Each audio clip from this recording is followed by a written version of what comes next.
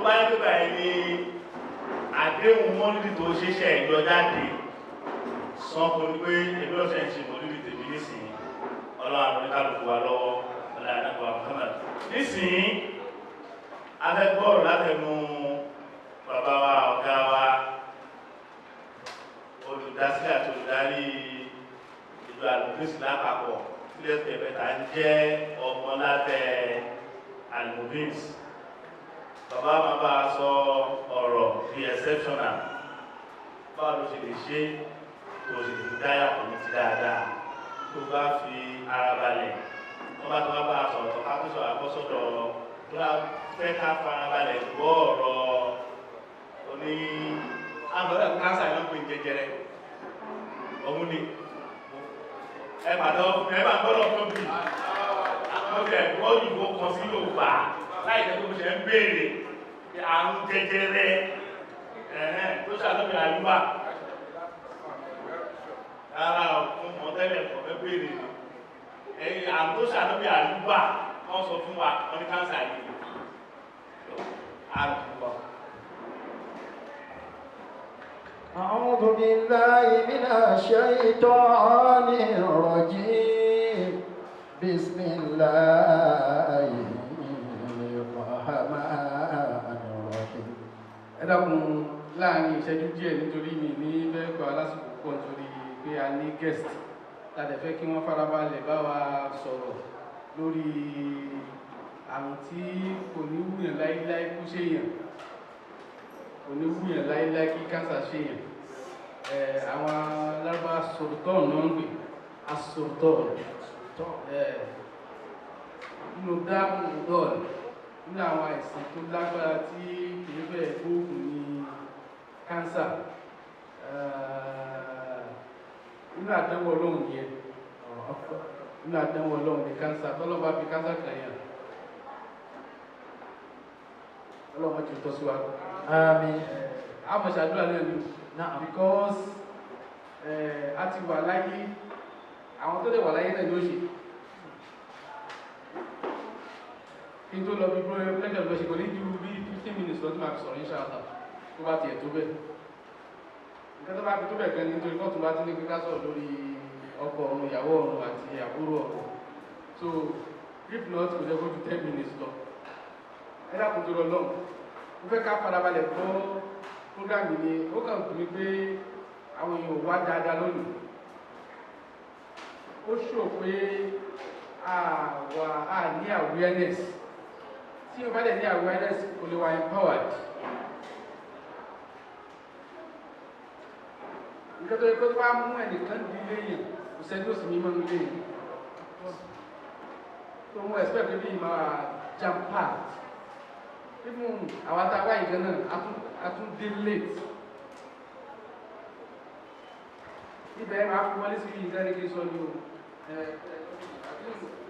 exceptional admin ni wọ́n mú tọ́pìkì ẹni ògbé ìbò tó báyìí tàbí ní admin ni ìbò òun tó gbé dé báyìí yẹ mú fẹ́ ká lọ ẹ̀dàkùn mú abẹ́rẹ́ pẹ́sẹ̀ kan ní o ẹ lè lose nǹkan àbí kò sẹ́ tí ì lose nǹkan àbí yàtọ̀ sí ká lose ẹni tó kú ǹjẹ́ àwọn nǹkan tá lè lose tó yẹ pé òun ni the greatest thing àbí the most expensive thing tí ẹ lè lose láyé wọ́n kí ẹ̀bí méjì àbẹ́ta kan sọ pé wọ́n ká kan padà ẹni bí wọ́n sọ tábà bẹ̀rẹ̀ question dandan kọ́ ni kò gbà á bíbùn tá a rò ká gbà fún akọ́lọ́ ló béèrè ó lè la rọ́ǹgò tó ká má bẹ̀rù láti answer kí ni ẹ rò pé nǹkan tó wà most important jù láyé yẹn yẹn ló important tó pé tí yẹn bá lose yẹn lose yẹn commission one not that integrity not now soul no. No. Faith. Huh? Money, no. Salat, no. Hope, no. Opportunity, no. When you lose yourself, it's so good. If you can't find yourself, you see that we are going to find out everything. Gati nuna kai wala ta kun kan da zini na su da kula ai ko mun fasiku tí ẹ bá sọ ẹ̀mí ara ẹni if you can't find yourself, you are in a problem. Tí a pé yẹn bá tí a pé gbogbo ara bá find ara wa ni a ti sáré dé bí látàṣùbà kò sáà ti mọ̀ pé kí ní ẹ lè kàn wá directly or indirectly. Wọ́n ti bẹ̀rẹ̀ pé àìwá awareness bá lò gan ọ̀nà ìzá òmìnira àwọn òmìnira ká á lè ká á fi àìkọ̀ ọ̀zọ́ nìyà. ونحن إذا أمرنا أو نهينا كأهل الكافي أي كالظليام. Tó máa ṣe wá sí fún wa, àfà ní nǹkan tó ń fi wá gbé similitude àwọn àtàkùn wà sí ni pé àìkọ́ọ̀zù nìyà á ti sùn, alájúkalẹ̀ ní tọ́bọ̀ tá ti sùn lọ. Yẹ tó sùn tó lajúlẹ̀, bí wà sí ṣe máa ń rí lára wa. If not, wọ́n mọ̀ kẹfẹ́ sọ̀rọ̀ cancer. People pay to attend church gathering. Ayé máa ń sanwó lọ lé bọ́ ni. Ṣé bá mi yàn tó ní owó tó lówó tó pọ̀ rẹpẹtẹ tó yẹ pé cancer yẹn ti ń bá àjà láàrin dára ìlọ́ba. Ẹ dákun ẹ jẹ́ ká wà very careful. Tí a bá ti gbọ́ pé fúrógámù kan o lè bẹ́nẹ́fìtì ọlọ́run o kò sí tó fẹ́ bẹ́nẹ́fìtì ọlọ́run. Ẹ̀mí yóò hádìlá àyẹ̀mí. Ọlọ́run ò ní ìdí kankan. It's all for our own sake. Be exceptional. Are you ready for an auspicious shift? They are ready. They are ready. They can shift. They don't get it. Are we ready for the next you? The next you. For the next you, they are ready for. Am I telling you that one? Wọ́n á fẹ́ ká bẹ̀rẹ̀ question méjì àmẹ́ta lọ́wọ́ ara wa alákọ̀ọ́ ni.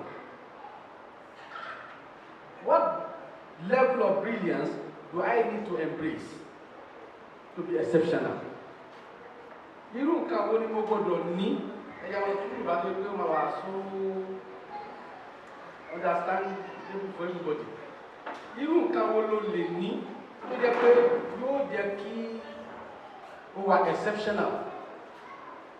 Who must I commit to becoming? Kí ni mo fẹ́ ní kọ́kọ́ mo fẹ́ dì lọ́la dé? Tí mo fẹ́ commit gbogbo time mi lé lórí. What must I say to and what must I get to? What am I say yes to? What must I say yes to? Kí ni kí n sọ pé bẹ́ẹ̀ ni fún? And what must I get to do? And kí ni mo lè fi lẹ̀ pé kí ni ìmọ̀ lọ? On our way to be exceptional. Ẹgbọ́n nǹkan tí Quran sọ fún Ànábì Muhammad. لنتأمل هذه الآية من كتاب الله. Àwọn àyà yìí fẹ́ kà wọ́n. Ó ní synonym. Ó láwọn kí nígbà tó máa ń bọ̀. Ní Suratul An'am, àyà 104. Ó ní faman absara falinafsihi. Ẹni tó bá rí ìran tó lajúlẹ̀ tó wo tó rí tó yẹ kó rí ó wò fẹ́ bẹ̀rẹ̀ ẹni o. Faman absara falinafsihi. The second one, Suratul Fussilat. Man amila salihan falinafsihi. Ẹni tó bá ṣiṣẹ́ rí kó ṣe fẹ́mi ààrẹ. The third one, wa man shakara fa innama yashkuru li nafsihi. Ẹni tó bá dúpẹ́ ó dúpẹ́ fẹ́mi ààrẹ ni. Wa man tazakka, that is Suratu An-Naml, ayah 40. The fourth one, Suratul Fatir, ayah 18. Wa man tazakka fa innama yatazakka li nafsihi. Ẹni tó bá fọrẹ ẹ̀mọ́ ó fọrẹ ẹ̀mẹ́ fún rẹ̀ ní òkú ti pẹ́ nìkan ló fẹ́ mọ́ fún tó bá mọ́ fún rẹ̀ ní. The fifth one, Suratul Ankabut, ayah 6. Wa man jahada fa innama yujahadu li nafsihi. Ẹni tó bá gbìyànjú fẹ́ mi ààrẹ ni. The sixth one, Suratul Yunus 108, ayah 108. Wa man ihtada fa innama yahtadi li nafsihi. Ẹni tó bá mọ̀nà fórí ààrẹ ni.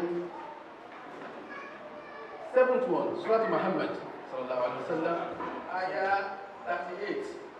Wa man yabkhal fa innama yabkhal an nafsihi. Ẹni tó bá ṣàwọn ó ṣàwọn tó yà rẹ̀ ni. The eighth one, Surah Al-Fatih, ayah 10.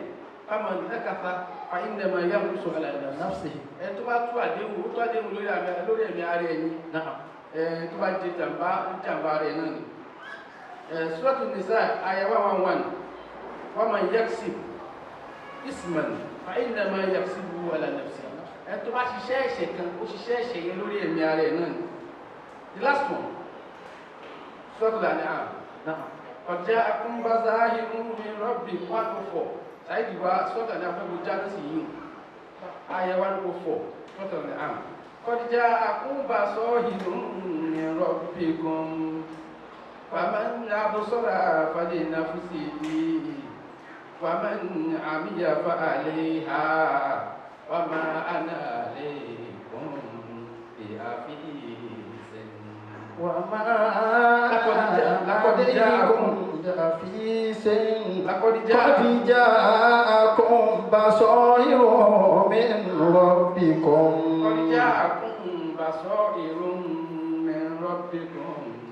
Ọlọ́run ní àwọn àlàyé ọ̀rọ̀ pérégedé rèé ọ̀rọ̀ tí ó pamọ́ ó wà so apparent من ربكم àwọn tó lajú tí ó gbé afọ́dún kan fẹ́ lè rí Ọlọ́run tó ti wá báyìí lọ́dọ̀ látọ̀dọ̀ náà báyìí. فمن أبصر فلنفسه ẹni tó bá wà lajú tó wò ó lajú kó fẹ́ mi ara ẹ̀yìn. ومن عمي فعليها ẹni tó wá dijú tó ṣe fẹ́ kó wò rí ó jẹ̀bi ara ẹ̀ náà nìyẹn. وما أنا عليكم بحفيظ وما أنا عليكم بحفيظ ọmọ ana aleikum bi hafizin Ọlọ́run ní wà nẹ́bí sọ fún pé èmi ànẹ́bí Ọlọ́run ní kí mo wá aṣọ yín o Ọlọ́run ní kí mo wá aṣọ yín ó ń kà lóko ṣe fẹ́fẹ́ ara ẹni ẹkùn sáré dàgídẹ́sì jẹ́ bí yẹn ànẹ́bí Ọlọ́run bá yẹ pé kò rán sí wa kó aṣọ wa ó tó sọ́fẹ̀ kan lásìkò alẹ́ ní mo sẹ́ìtẹ̀ kò ní ká nẹ́bí wá ṣe alami láyé òdò ní àwọn Muslims especially our scholars àwọn scholars lórí ìwé ìṣe scholar àwọn scholars àti wá ti gbé àwọn ọ̀tọ̀kùn ara wọn because everybody want to claim the shaitan dey claim and the high people mean I am better off gẹ́gẹ́ bẹ̀rẹ̀ bẹ́ẹ̀ claim lẹ́nu wá ti lẹ́nu kẹ́kẹ́ sọ fáwọn ènìyàn kò dá ó fẹ́ sọ pé yẹ̀wò ń dà ní lọ́tọ́ ẹ pé ìṣe pé èèyàn ló fẹ́ sọ kí ni tiẹ̀ pẹ̀lú bẹ́ẹ̀ ni kejì.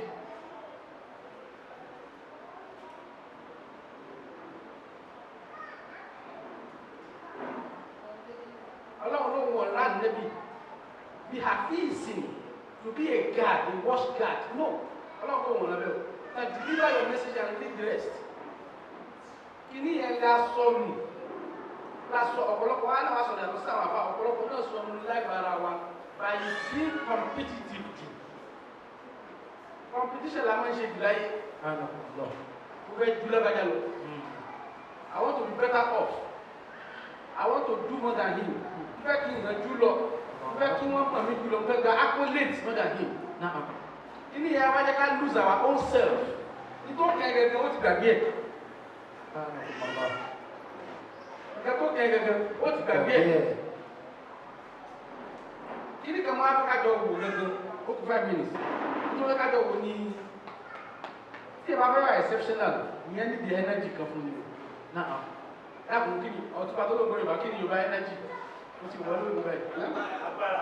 Agbára tí kò sí Yorùbá bí fún un bàbá bí kùtù lọ́gbọ́ Yorùbá energy okun jẹ́ ìgbàlá wọn náà ìgbìyànjú bò ẹ̀gbọ́n Yorùbá ìgbìyànjú bá wò ẹ̀yìn àwọn akọ̀sẹ́ tó mọ energy ìmí ó ní mi nú ó ní kì mí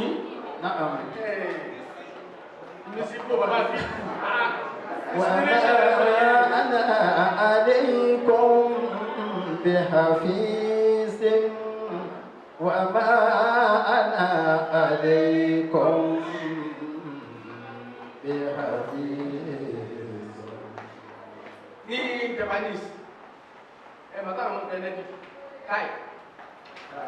káì kéye capital Yorùbá pè ní kìmí mẹ́ta ní òyìnbó alphabet márùn lẹ́rọ̀báwá ní alifu àti amsa mẹ́ta náà ní ẹ̀hẹ́ káàbá fẹ́ kó omi ó lè nípa wọ́rọ́wọ́rọ́ kí omi náà lọ sọ but energy so kéré gan ní language wọ́n ní kraga for you to be exceptional your energy field must be well charged spiritually, financially, socially, mentally, morally, and gbogbo lílì. Kí ni kan lílì?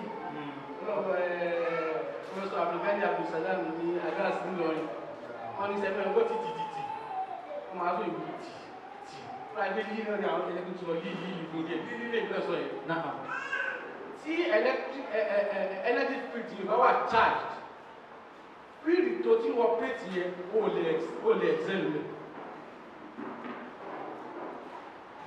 Energy field yẹn ó wá tún lórúkọ mi tí wọ́n máa ń pè àwọn philosophers ọ̀rà wọ́n ní ọ̀rà tó sọ̀rọ̀ àjẹ́ nìyẹn kò dáa ẹni ọ̀rà tẹ́rí yẹn ó dàbí sí gbogbo alamọ rose water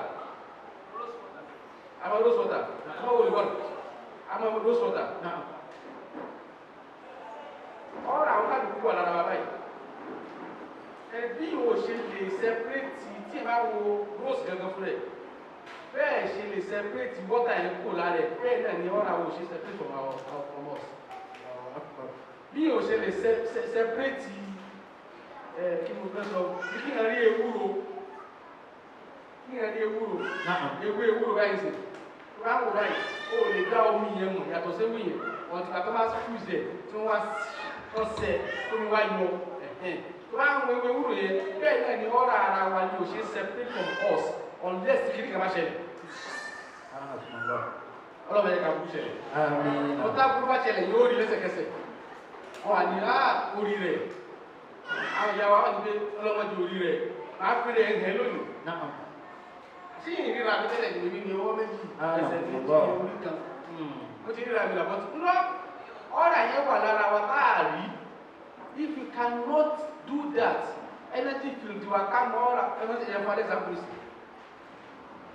And what I tell you, I'm tasting without a mouth. I'm reading without the eyes. I'm going like city. Only man party and man feel fall in love for learning can like say go to a reading. That picture look.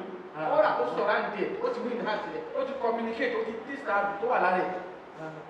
Bẹ́ẹ̀ náà lẹ́nu máa ń ti test èèyàn láì ṣe ká bá wa sọ̀rọ̀ láì bá wa jà nǹkan láìkí lágbájá ni ọ̀rà rẹ̀ ọ̀rà tó sọ̀rọ̀ àǹtẹ̀ ni wàhálà yẹn ọ̀rà yẹn ìgbọ́ tó gbọ́ ìgbọ́ tó rí o ti test ẹ̀ o ti gbọ́ o ti feel ẹ̀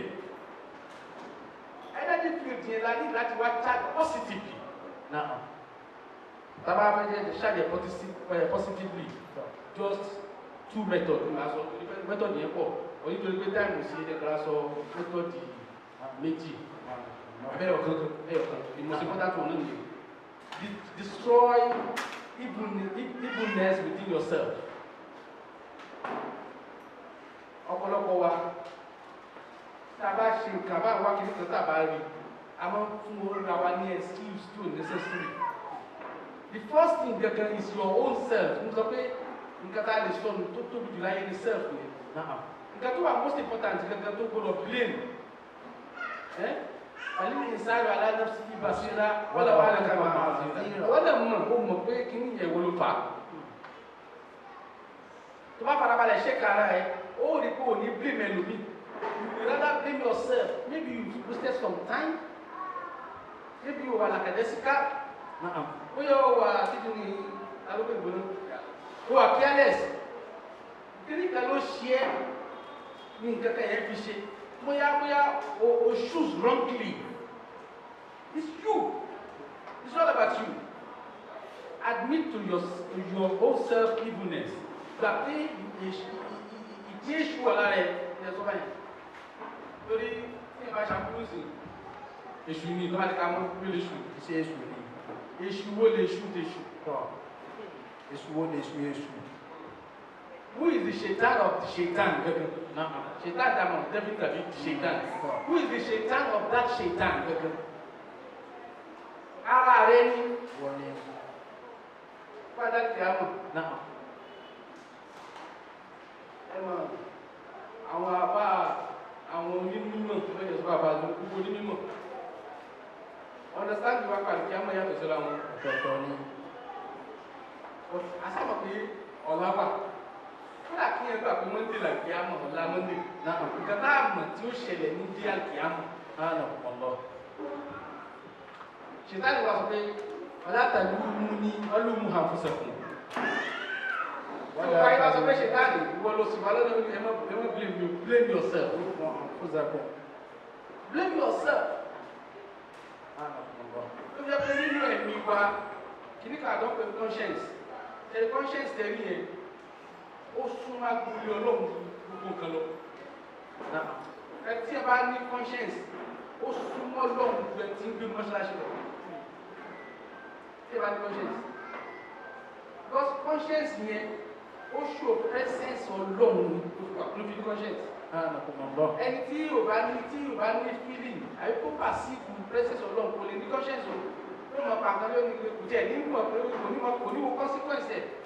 Bí ti wá pọ̀ gan, bàbá mi ṣe lọ́la, bàbá mi ṣe lọ́la. Ẹ̀yìn tó la yóò dé our weary, our tired, ní gbogbo kí ni ẹ̀ achieve. O do that o, kí ẹ̀ máa plan, that's our planning now. But to be is more important. To be who are you getting? Who is one mother? About kí ni yóò come to place. Immediately to find that you can find yourself. Ẹsẹ̀kẹsẹ̀. This is one of the answers. Ẹ̀dàkùn bẹ́ẹ̀ lọ́wọ́. Kí ni búwa tó dé? Ṣé Adam? Kí ni búwa tó dé? Wọ́n láti lọ sí Gáàrú ìlà. Àbí? Kí ni lọ Gáàrú ìlà? Bàtí ìbúwa wá dé, lọ Gáàrú ìlà yìí. Kí ni ẹ̀rọ pé lọ ṣe Gáàrú ìlà yìí? Searching for himself. Ìjọ tó rí rẹ̀ báyìí ní ọ̀dọ́mọ kò ní ìdìbò lọ́wọ́. Ìtura kìtàbà kàfá bí náà sí kàlẹ́ yóò máa lé kà á sí ìdàgbàsí. Immediate wájú fájà rẹ̀ kó wàhálà ádùkú lẹ́sẹ̀kẹsẹ̀.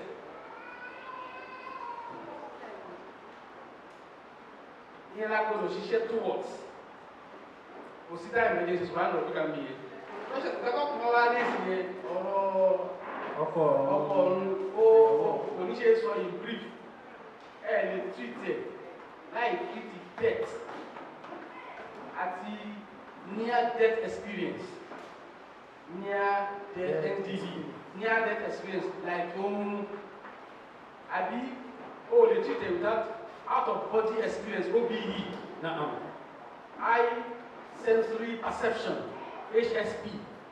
Àwọn kí ni ẹni láti ká ṣe analysis ẹ̀ rẹpẹtẹ kí ẹ tó lè ọ̀rẹ́ sáà pé kí ní drop on kí ẹ tó kọ́kọ́ ṣẹlẹ̀ ní màkà ánsà ní pé mo wo program kan wọ́n á bẹ̀ lọ àfáà pé kí ní drop on ó ní kò sí ìkẹ́ ní drop on ó ní but from Islamic perception ó sọ ó wà náà nìyẹn ó kà sọ pé Islam sọ ń pa ẹ̀ ní.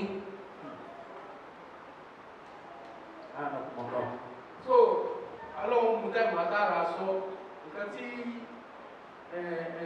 sáyẹ́nsì sọ tó relate mọ́ spirituality nípa ńlá gbọ́ táàgbọ́ tí wọ́n ń pè lọ́pọ̀ ọ̀run because ibi tí a bá rí dé ló mọ̀mọ́ àfọwọ́kàkú lè sí ilé mi àlè ọlọ́run mọ̀ ju gbogbo everybody lọ but tí ẹ bá rí some experience, one-on-one experience, personal experience, it will be very, very difficult for you to turn the mind of that person. You will be communicate. You won't let fun yan. So if you will not go, sari you look sari you meet, sari you dey. No. She for ba lo fe fe kun go iru ye je she for. But she go la ba pe ni ya ọkùnrin. Ṣùgbọ́n ló fẹ́ kó lóun fẹ́ ẹ mọ̀ pé kí ẹ bá lè wà lè ké nínú tí ọmọ kí wọ́n kọ́ mọ̀ àṣírí ìtajà àṣírí ìfẹ́ àṣírí ìlẹ̀ àmúfáàmù gẹ́tọ́ ọmọ kí wọ́n wá kiri yẹn ṣùgbọ́n wá ní àṣírí ọ̀sà sófin kó fẹ́ ó ní lọ́wọ́ rẹ̀ pẹ̀tẹ́ ó yà sọ̀sọ̀mọ̀ ìwà lẹ́dẹ̀ lẹ́yìn kò dáhùn ṣùgbọ́n èèyàn tó dẹ̀ lé ni ṣùgbọ́n bá lọ lè gbà pé sàrí olóògbé fẹ́ mi mú sàṣí ọkùnrin ọ́ ó ní ṣùgbọ́n jẹ́ sọ kẹ́kẹ́ fún ọ ó ní fún ọ lóyún sàrí ìgbà ìṣẹ́fẹ́rẹ́ fún ọmọ ẹ̀ fi ṣe yẹ̀yẹ́ ó dẹ̀ lálàá a week after Àwọn èèyàn máa ń dàgbà pé ẹni wet dreams. Ó lọ́la pé òun rí ṣìfò tí ṣìfò bá wọn sùn. Nǹkan tí mo sọ yìí life ni nǹkan tí mo mọ̀ sí. Wallahi lazim, the girl was a virgin. Wallahi lóyún. How do you now tell me kò sí? Allahu Akbar. Nǹkan ní nǹkan pẹ̀lú. Tó bá rí máa ló máa dákẹ́ lọ. Tó bá rí máa. Ọlọ́run kúra ló ṣẹlẹ̀ nínú ọmọ wọn. Náà. Bí bá kàlẹ́ lọ́run ti fi sọ lọ́dún mo rí báyìí. Ó lóyún. Ọmọ ẹ̀ bá sọ fún wa báyìí, ó mọ̀ pé mo kápá àṣìkò díẹ̀. Ara ọ̀lẹ́dẹ̀ láì bá ẹ̀sọ̀ orúkọ ẹ̀. Ó ní ọ̀láì tó sọ ó ti lóyún oṣù méjì. Ó ti lọ lè ṣe pregnancy test positive. Positive náà ni wọ́n jẹ́ tí ẹ bá lóyún. Wàláì ṣìfò ọmọ ẹ̀ bá dàbò wọ́n lọ bá ṣìfò. Tí ẹ bá dẹ̀ burú tí ẹ bá lè báyìí, ó ní bẹ́ẹ̀ ṣe máa ń kì í. Wọ́n á ń kì í ní káàkiri. Àwọn torí tí ní o, torí tí ní o. Ó sì tún ní ẹ̀sà. Ìjọ́ kejì ọmọ ẹ̀ bá rí blood. Eléyìí sọ̀kọ̀ ọ̀pọ̀ ayé ni o. Ọ̀pọ̀ ayé ni. Wọ́n ti sọ o. So, impossibility bí ẹ bá ṣe ńlá, bí ẹ bá ṣe kẹ́ tí ẹ bá mọ̀ mọ́ ni. Kẹ́ tí ẹ bá mọ̀ mọ́ ni. Mo sọ fáwọn ọmọ ilé kí wọ́n jò ní sà. Wípé àjọ̀ní nowadays ní ẹ̀ popular gan pé jíìn dá máa wù yẹn, jíìn dá máa wù yẹn. Pé ẹ̀ pé kò síbi tá a wà tí jíìn sùn sí. Wọ́n wà ní mọ́ṣáláṣí báyìí. Kódà it's possible for Shaitan to be here.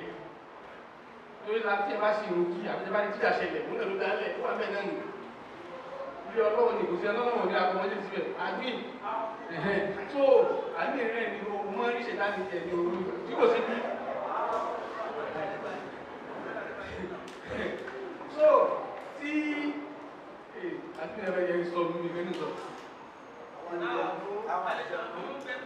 Àjọ̀ní wà káàkiri, àyẹ̀ wá ní ní ẹ̀lẹ́ àjẹ̀lú lọ pé aláṣ everybody ní owó ra àjẹ̀lú everyday láyé lójò ní ìmọ̀ tó ṣe information technology bí kan tó jẹ́ technician tó mọ̀ gan sẹ́ni kan àbí tó lè throw debate bẹ́ẹ̀ ni ẹ̀sìn. Your phone is gene. Science need to prove it fún tòun. Your phone is gene. Ọjọ́ bá sẹ́ni ẹ̀jẹ̀ yẹn sọ fún wa, wọ́n ní Anabi Suleiman. Anabi Suleiman. Gbogbo nǹkan tí fóònù máa ń ṣe ní máa ń ṣe pẹ̀lú àwọn àjò. It's a transform technology. Transform technology. Bẹ́ẹ̀ni pé kò sí nǹkan tí wà ní kọ̀mpútà. Kọ̀mpútà náà ní fún làbí.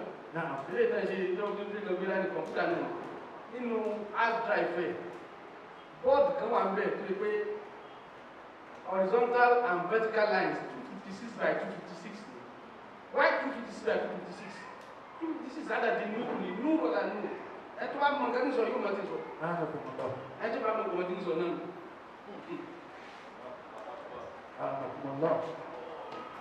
So ọ̀túnba á farabalẹ̀ wá ìyẹn bóyá á lo 2 episodes ní ìgbọ̀nsọ̀ òkun gan ẹwà ló kàn gbọdọ̀ fún wa máa treat. Á tó lè arrive sí conclusion. Lójú bá kà sọ pé mo ní conclusion mi o. Conclusion mi nearly the conclusion of everybody.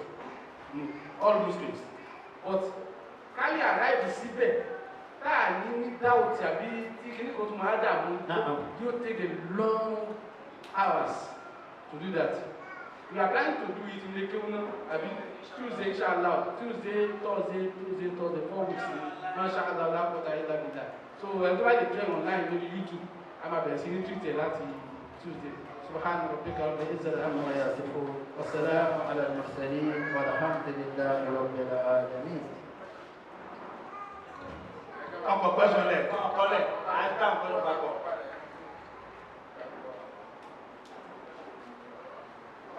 Kíláàsì yẹn ta máa ń ṣe 8:30 to 10 lórí YouTube lálẹ́. Abákàrà TV náà ni àgbà. Tábà tó wá ṣe tán. Lẹ́kọ̀ọ́, tí a bá ti tó náà ìbẹ̀lẹ̀ ṣe topics ní àbúrò àbájá tàbí àbájá topics ní. Topic àti wàmẹ̀, ok. Kí ló ìbò ọkọ̀ ọrùn? Kẹ́gbẹ́. Wọ́n lè sọ pé o sì ká ọ̀fán lẹ́bù. Tí mo bá sọ bẹ̀ ni pé ṣe ní Tuesday Thursday yẹn àwọn tabaláyè kájú ẹ̀ láì àwọn tábàráyè a sì lọ padà lọ tábọ̀ wò alaka used to tell us tàbá wùlẹ̀ ẹ̀kọ́ ẹ̀ lóòótọ́ tó bá máa understand ẹ̀ dáadáa.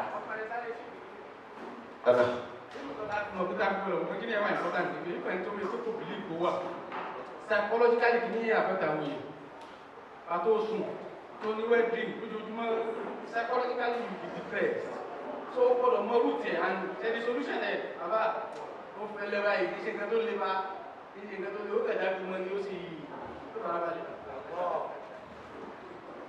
Máa kọ̀rọ̀ bí ọ̀rọ̀ kan máa jágbe mọ́ o, ó máa níbi tó dé kó tó lè jágbe mọ́ o, tó bá lọ jágbe mọ́ tó bá hàn lè mú ẹ, tẹ̀ bá ènìyàn o. We need to the topic of today, which is cancer, the disease, screening, and prevention.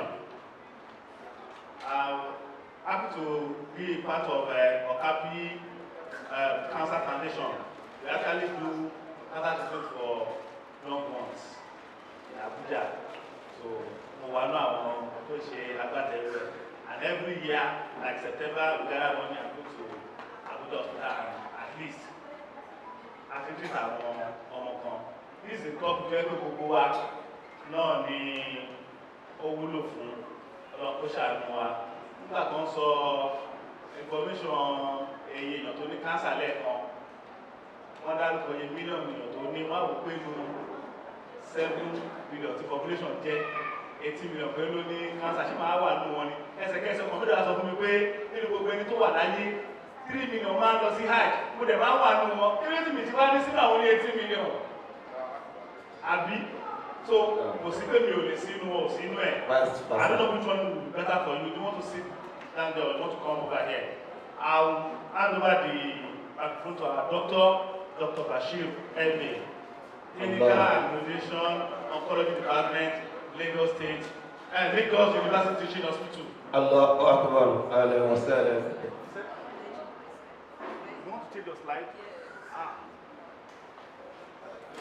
Salmo, a ver cómo va a hacer.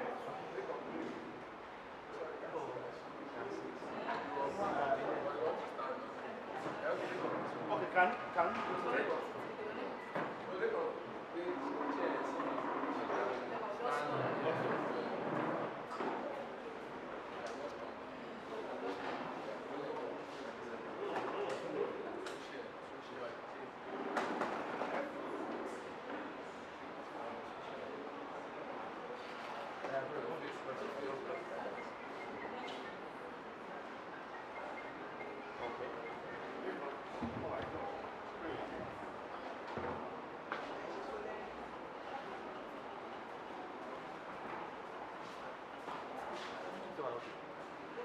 Assalamualaikum warahmatullahi wabarakatuh.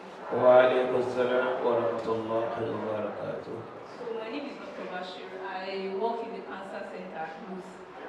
I'll be speaking to us today about cancer, and I like the fact that our fathers have tried to explain to us and tell us how important this disease is. Over the years, we've seen an increase in the number of people. Tomawasi Clinic. Previously, we had a lower number of people. When our professors were training to become oncologists, they had less patients in the cancer clinics, but now we see a lot of people, and it's not a matter of age now.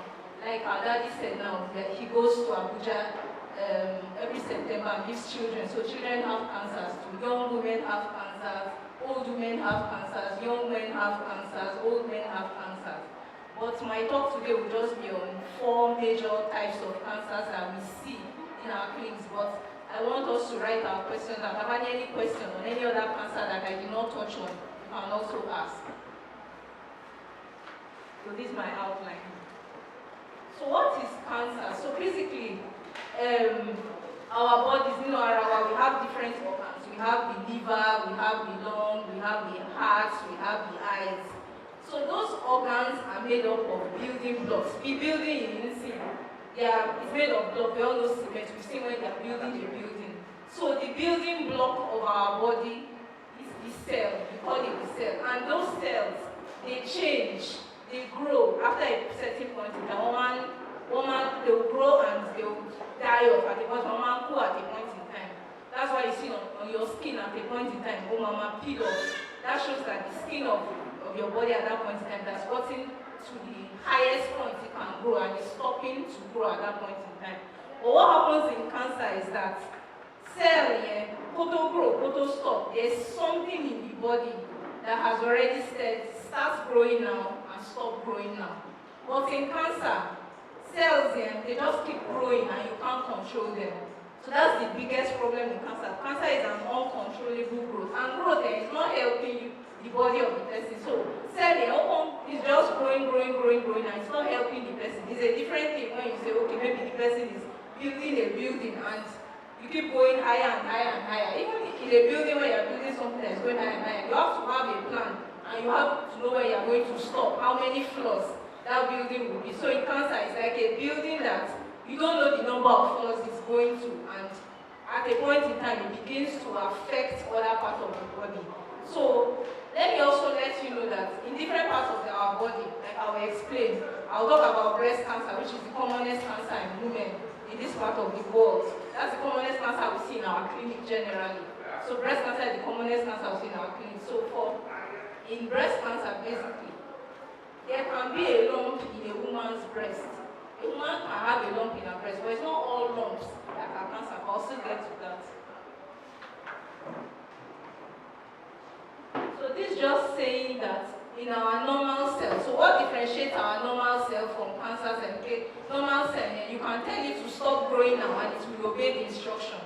And because it obeys the instruction, it is not a cancer cell. So that cell is following the instructions that it's supposed to follow. But a cancer cell does not follow that instruction.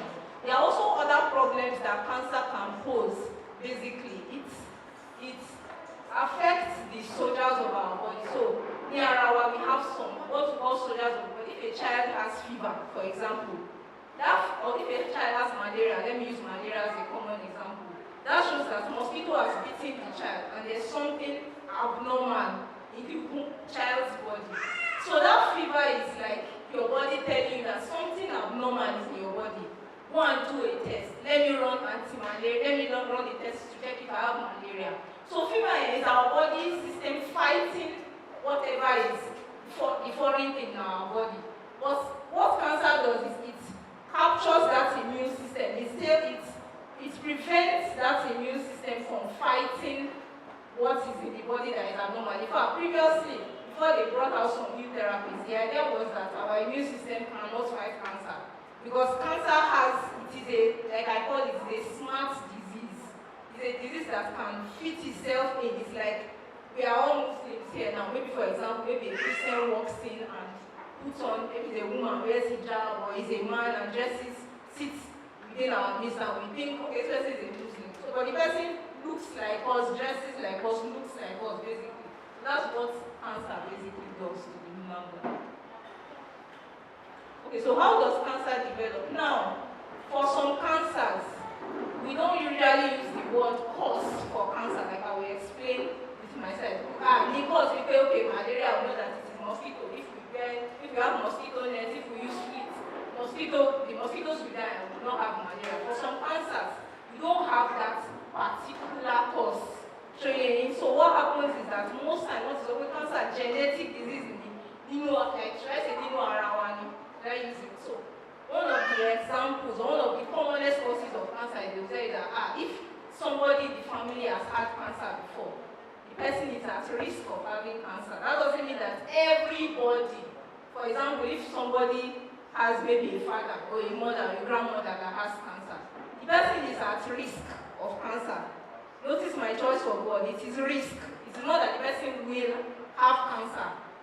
So that risk means that, for example, if Madam A has a mother that has breast cancer, and Madam B, that is her good friend, does not have any mother, grandmother, auntie, anybody that has cancer.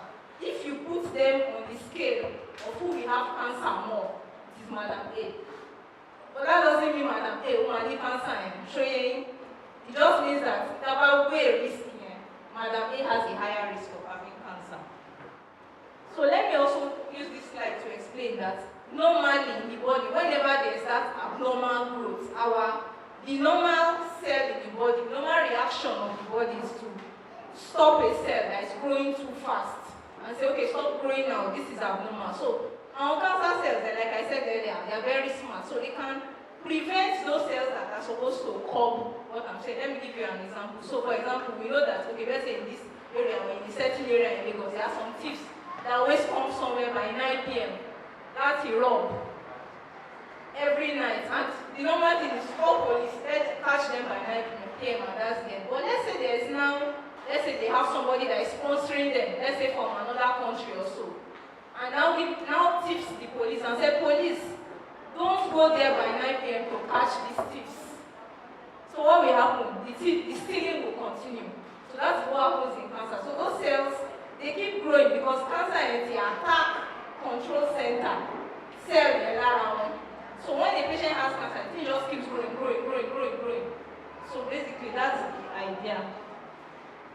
So like that's been previously said, cancer is a major public health problem worldwide. It is the second commonest cause of death worldwide. The second commonest cause of death worldwide, all over the world, is cancer. After heart disease. So heart disease is the commonest, but cancer is still very common. And in the US, it's one of the commonest cancers. And in this part of the world, the commonest cancer, like I said, mammary, clinical, and breast cancer. And breast cancer, let me make it known now. Breast cancer can affect men and women, but it is more in women. Before you see a man that has breast cancer, you will have seen maybe 1,000 women that have breast cancer. But men can have breast cancer. In case anybody has heard about it, you can say, possible. Men have breast tissue also, and they can also have breast cancer. But breast cancer in women is the commonest cancer worldwide. Then in men, there's an organ they call prostate.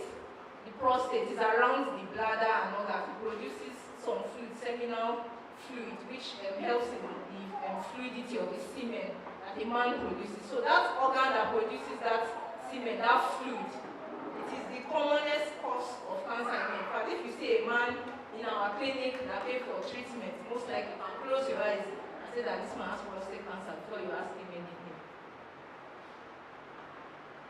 So this still saying that breast cancer is the cause. Apart from breast cancer too, cervical cancer after breast cancer is the commonest cancer. So cervical cancer, POJRN, let's call it that way. It is the door of the womb. You know there is a womb in a woman's stomach. So the door of that womb is called the cervix. So the cancer that affects that door of the womb is called cervical cancer. And cancers are named by where they start from. So for example, if somebody has normally breast cancer, if the cancer spreads to other parts of the body, they will still call it breast cancer because that's where the thing started from, even though it has spread to the other parts of the body. So these are the commonest cancers in our environments that I'll be talking about.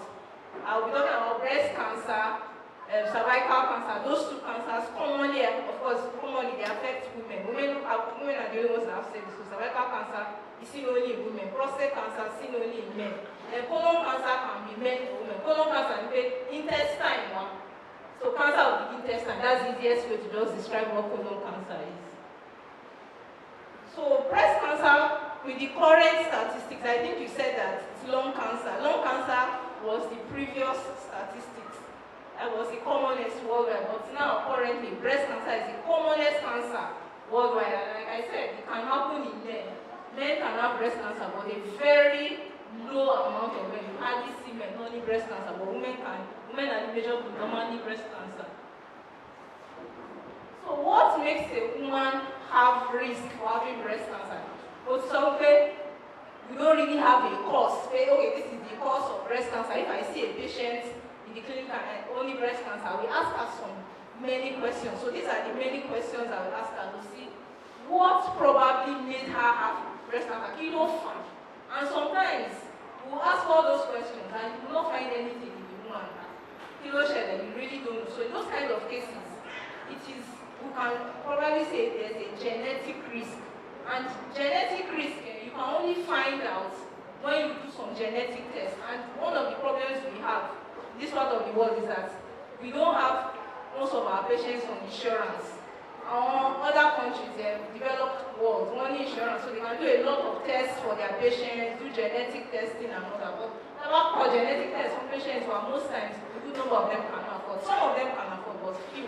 most of them cannot afford. So risk factors there for most cancers, we have the one that you can correct and the one you cannot correct, and the ones you cannot correct at all. So the ones you cannot correct at all, because it's not modifiable. An example of that is age. You cannot change your age. You are getting old, you are getting old. You are getting old, you are getting old. So most times, breast cancer is commoner in older women. But these days, we still see it in younger women. Because sometimes, there's a particular type of breast cancer. Because breast cancer are only types. The same way, if you remember our science in school for malaria, we know that there are different types of mosquitoes, parasites, malaria. So for breast cancer, there are different types. And there's a particular type of breast cancer that is commoner in younger women. In fact, we only see it in older women. So breast cancer can be younger or older women, but commonly, older women normally breast cancer. Like I said before, genetic mutations, that means that maybe there's something in the body of the woman, abnormal cell, and it's supposed to be corrected, but it's not corrected. There's an abnormality there. It's not being corrected. So because of that abnormality that is not being corrected, we have said that there's an abnormality in that person's gene. A gene of somebody, just like what makes a woman, a lady look like her mother, or a man look like his father. So when there's an abnormality in the gene, then that can cause a person to have cancer. Female sex, if there's a cause of breast cancer is commoner in females, then also family history, there's somebody in the family because you need cancer related. Maybe a mother, maybe a sister, maybe an auntie. The person is at risk of breast cancer. But that doesn't mean that the person will have breast cancer. It just means that the person is at higher risk of breast cancer. Also, for breast cancer, there is a major driver in the body of, should I use the word? I don't want to say cause, woman for breast cancer. Every time a woman sees her period, every month, there are some chemicals that are produced in the body. So there's one called, let's say chemical A, let's say estrogen, and chemical B. So at a point in time, one is always higher and one is always lower. So when a woman is pregnant, the one that we know that can easily cause, that can, should I say, push the body to have breast cancer, chemical A. When a woman is pregnant, it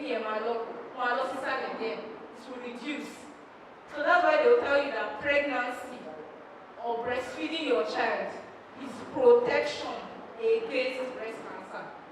Because during that period, that chemical that can increase, because every time a woman sees that period, that chemical comes up during the cycle of a woman. That thing comes up, goes down, comes down, goes up. But because of that period of pregnancy, that thing will be low. And because of it is low, so the body is exposed less to it. So it reduces the risk of the woman having breast cancer. So if a woman starts her period early, maybe let's say 9 years old or 8 years old or so, and it stops late.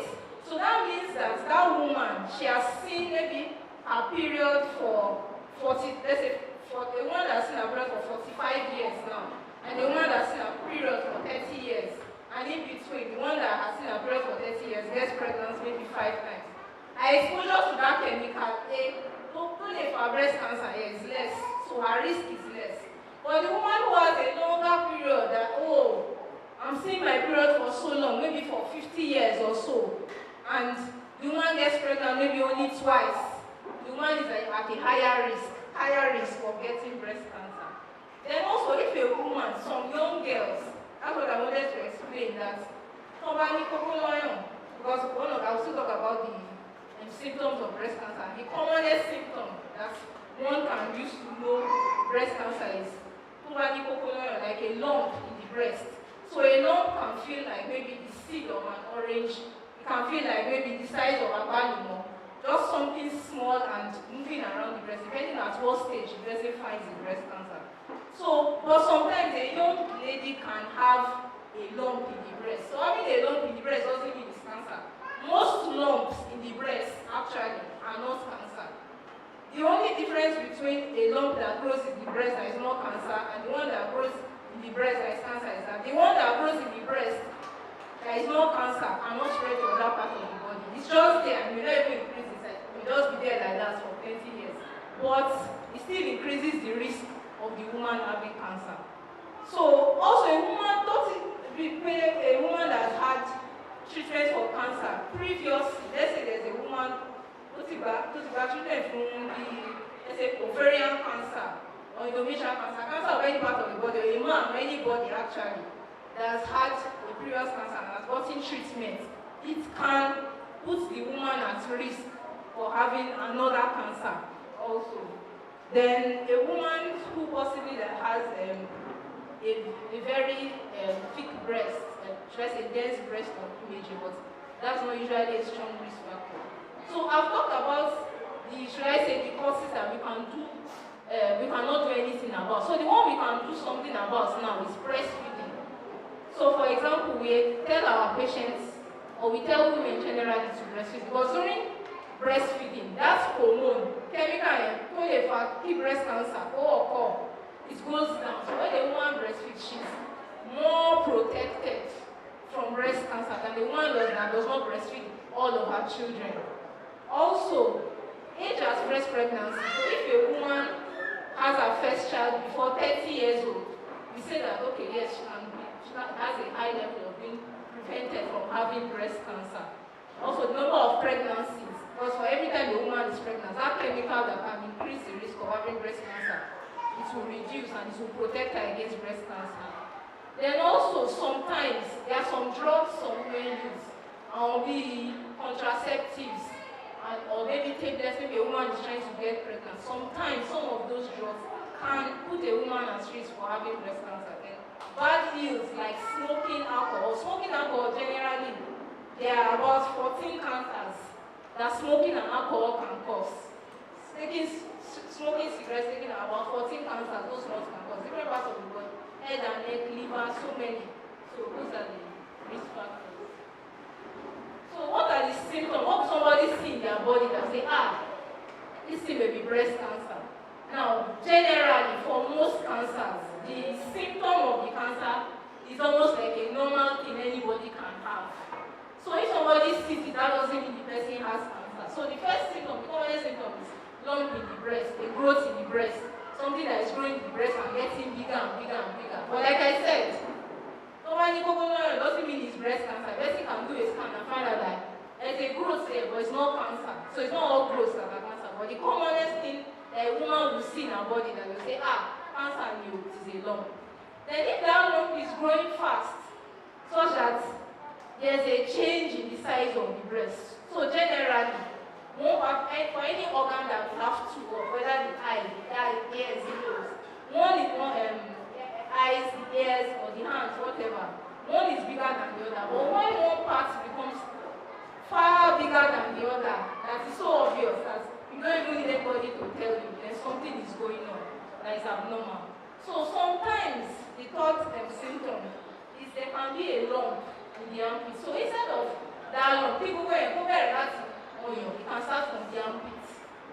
If somebody finds something in the armpit that is growing, it doesn't mean that everything that is growing in the armpit is cancer, but sometimes that's how cancer starts. I've seen some patients that it did not start as a lump in the breast, started as a lump in the armpit because part of the breast extends into the armpit.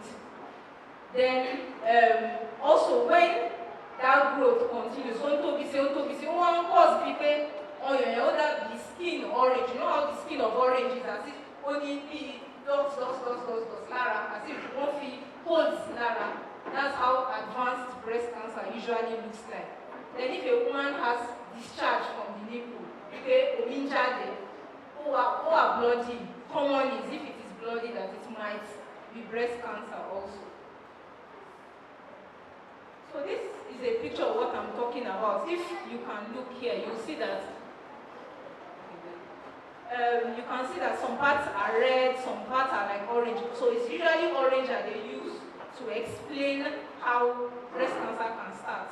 As a lump, as it's looking red, does it look like a dimple, is it thick, is it getting bigger than normal? Those are the common pictures. So commonly in more developed countries, women should screening women. And this screening is not something that is, should I say, it's not difficult to do. is once a young lady starts having breast, she should check her breast every month. It's called self-breast examination. I'm sure some of our women will have heard of it. Make Emma Warrior every month, Emma Yewo. And usually we say you should do this after your period, maybe about 2 or 3 days after your period. That's about 8 days or so into your cycle. Because after your period, your breast goes down in size and they're able to see very, and they're able to check very well and see there anything or so. So every month, a woman on her own should check her breast. And if you check something every month, you will know when something is abnormal. So you will know when something is abnormal. And if a woman finds something that is abnormal, as one way, see diagnostic center, she scan. But the scan you will do will now depend on the age you are. So for a woman that is above usually 40 years, you know 40 years, you say do breast ultrasound scan. Ultrasound scan and scan for a pregnant woman who have a gel, say on your knee, they will just scan it and they will check and see is there anything there or not. But for anybody that is above 40, some people say 45, X-ray on you, that one is called mammogram. So it's called mammogram, and that one at least once a year, that's why abroad they detect their cancers early, because they have insurance and schemes that cover for them to do all those tests. So this is just telling us about the examination that we do. So how does a woman check her breast? So usually a woman checks her breast, you stand in front of the mirror, you examine while you are standing, while you are sitting down, because sometimes someone may feel something when they are standing, and the person might not feel it when they are lying down. So we say check while you are lying down when you are also sitting up also. So like I said earlier, not all lumps will be cancer. Sometimes it is not cancer. So it's not every time that a woman has cancer and it's no. If a woman finds a lump in her breast, what she should do is go for a test. After going for the test, with the scan results, they can guide you better and know whether does it look like something that can be cancer, or does it look like something that is not cancer. Okay, so for the treatment of cancer, usually I'll just touch on that briefly. Because of the type of disease it is a very smart disease, like I said. It's like you are trying to catch a very small rat in this room. So if you hit it here, you have to hit it there. You have to give another drug again in another place. So the treatment is more than one doctor. No man treats cancer. At least any patient who has cancer, they will do at least, even if the cancer is found early, at least 2 different types of treatment. So those 2 different types of treatments, some people do up to 3 different types of treatment, depending on how early that cancer is found. So some people have chemotherapy, that's like drip. Or some have tablets, drugs, powder, but they will dissolve it in drip. And it's given to the patient at least once every 3 weeks to kill those cancer cells. And also, in addition to sometimes they can do surgery. So that surgery will depend on how early they find the cancer. Cancer is sometimes they can do surgery and they would just take out only the lump. Or if it's very advanced when they find it, sometimes they may have to remove the whole breast in some women. Also, there's another treatment called radiotherapy. Machine that if it's sterilized, if you don't use a treatment, they need to sterilize that area and prevent cancer from coming back. So we need at least more than one way to treat cancer because of how aggressive it is. Alright, okay. So prevention usually of cancer, we say for most times we say stop no smoking and no alcohol. That's the commonest one. The advice we give most people. And also screening. So if there's a family member, if anybody knows that, only family members, only cancer, let us know that, okay, we are going to be doing these screenings and we'll scan here regularly. That's the one that we know. Okay, so another healthy weight, okay. Okay, so also the weight, there has been research that has been done that has found that if a woman keeps healthy weight and eats a lot of fruits and vegetables, healthy diet has been shown to prevent least in a day. Someone should try and take at least one fruit in a day, and as much as possible, be as active physically as much as possible. There has been studies and research that have shown that okay, if you are physically active and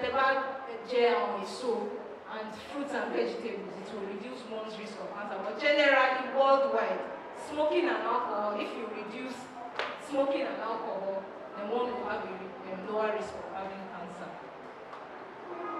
Okay, so the second type of cancer I want to talk about is cancer of the cervix. The cervix is the door of the womb. So the cervical cancer, like I wrote there, is a preventable disease. This is one of the cancers that if you go to developed countries, they don't talk about cervical cancer. They almost don't have it. They want cervical cancer anymore because it's preventable. Why? There's a vaccine for cervical cancer. There's a vaccine for cervical cancer. The way you can give your child vaccine for polio, flu, smallpox, flu, chickenpox, there's a vaccine for cervical cancer. So because they're giving most of their children their cervical cancer vaccine, most of them don't have cervical cancer there. But because of the vaccine, so most times the government cannot cover for it. It's not one of the vaccines that children will get at a very young age. So most times people have to use their money, that's to be so often vaccine. So most times we are not vaccinated. But what causes cervical cancer? Virus. It's called HPV virus. So HPV means human papilloma virus, and this virus is sexually transmitted. It's a virus that is sexually transmitted. I'll talk about how one can have a higher risk of having cervical cancer. So when a woman has sex and HPV, that virus, once it's transmitted to her, a normal woman, people on HIV or does not have any disease that can bring the immune level down. Because what to say, HPV virus here, if a woman's immune system, those are the soldiers of the body, it will clear it off from her body. But a woman that maybe she does not have good immune system, maybe she's HIV positive, or maybe she has had some maybe transplant or something that can bring her immunity down, or she's on some drugs that can make her immunity lower, the virus can now stay. And you'll see that most times, 90% of the cases, HPV are clear around. But in those few percentage that it stays there, over like 10, 20, 30 years later, it can now become cervical cancer. That's why cervical cancer is preventable for two reasons. There is a vaccine for cervical cancer, and also there is a screening. Once a woman starts having sex, you should be having that screening at least once in 3 years or once in 5 years. Pap smear test.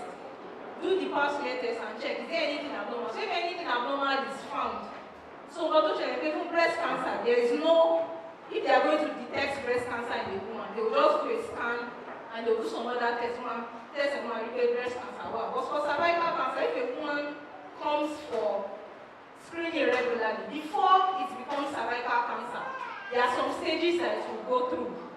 It will become A, before it becomes B, before it becomes C, before it becomes cervical cancer.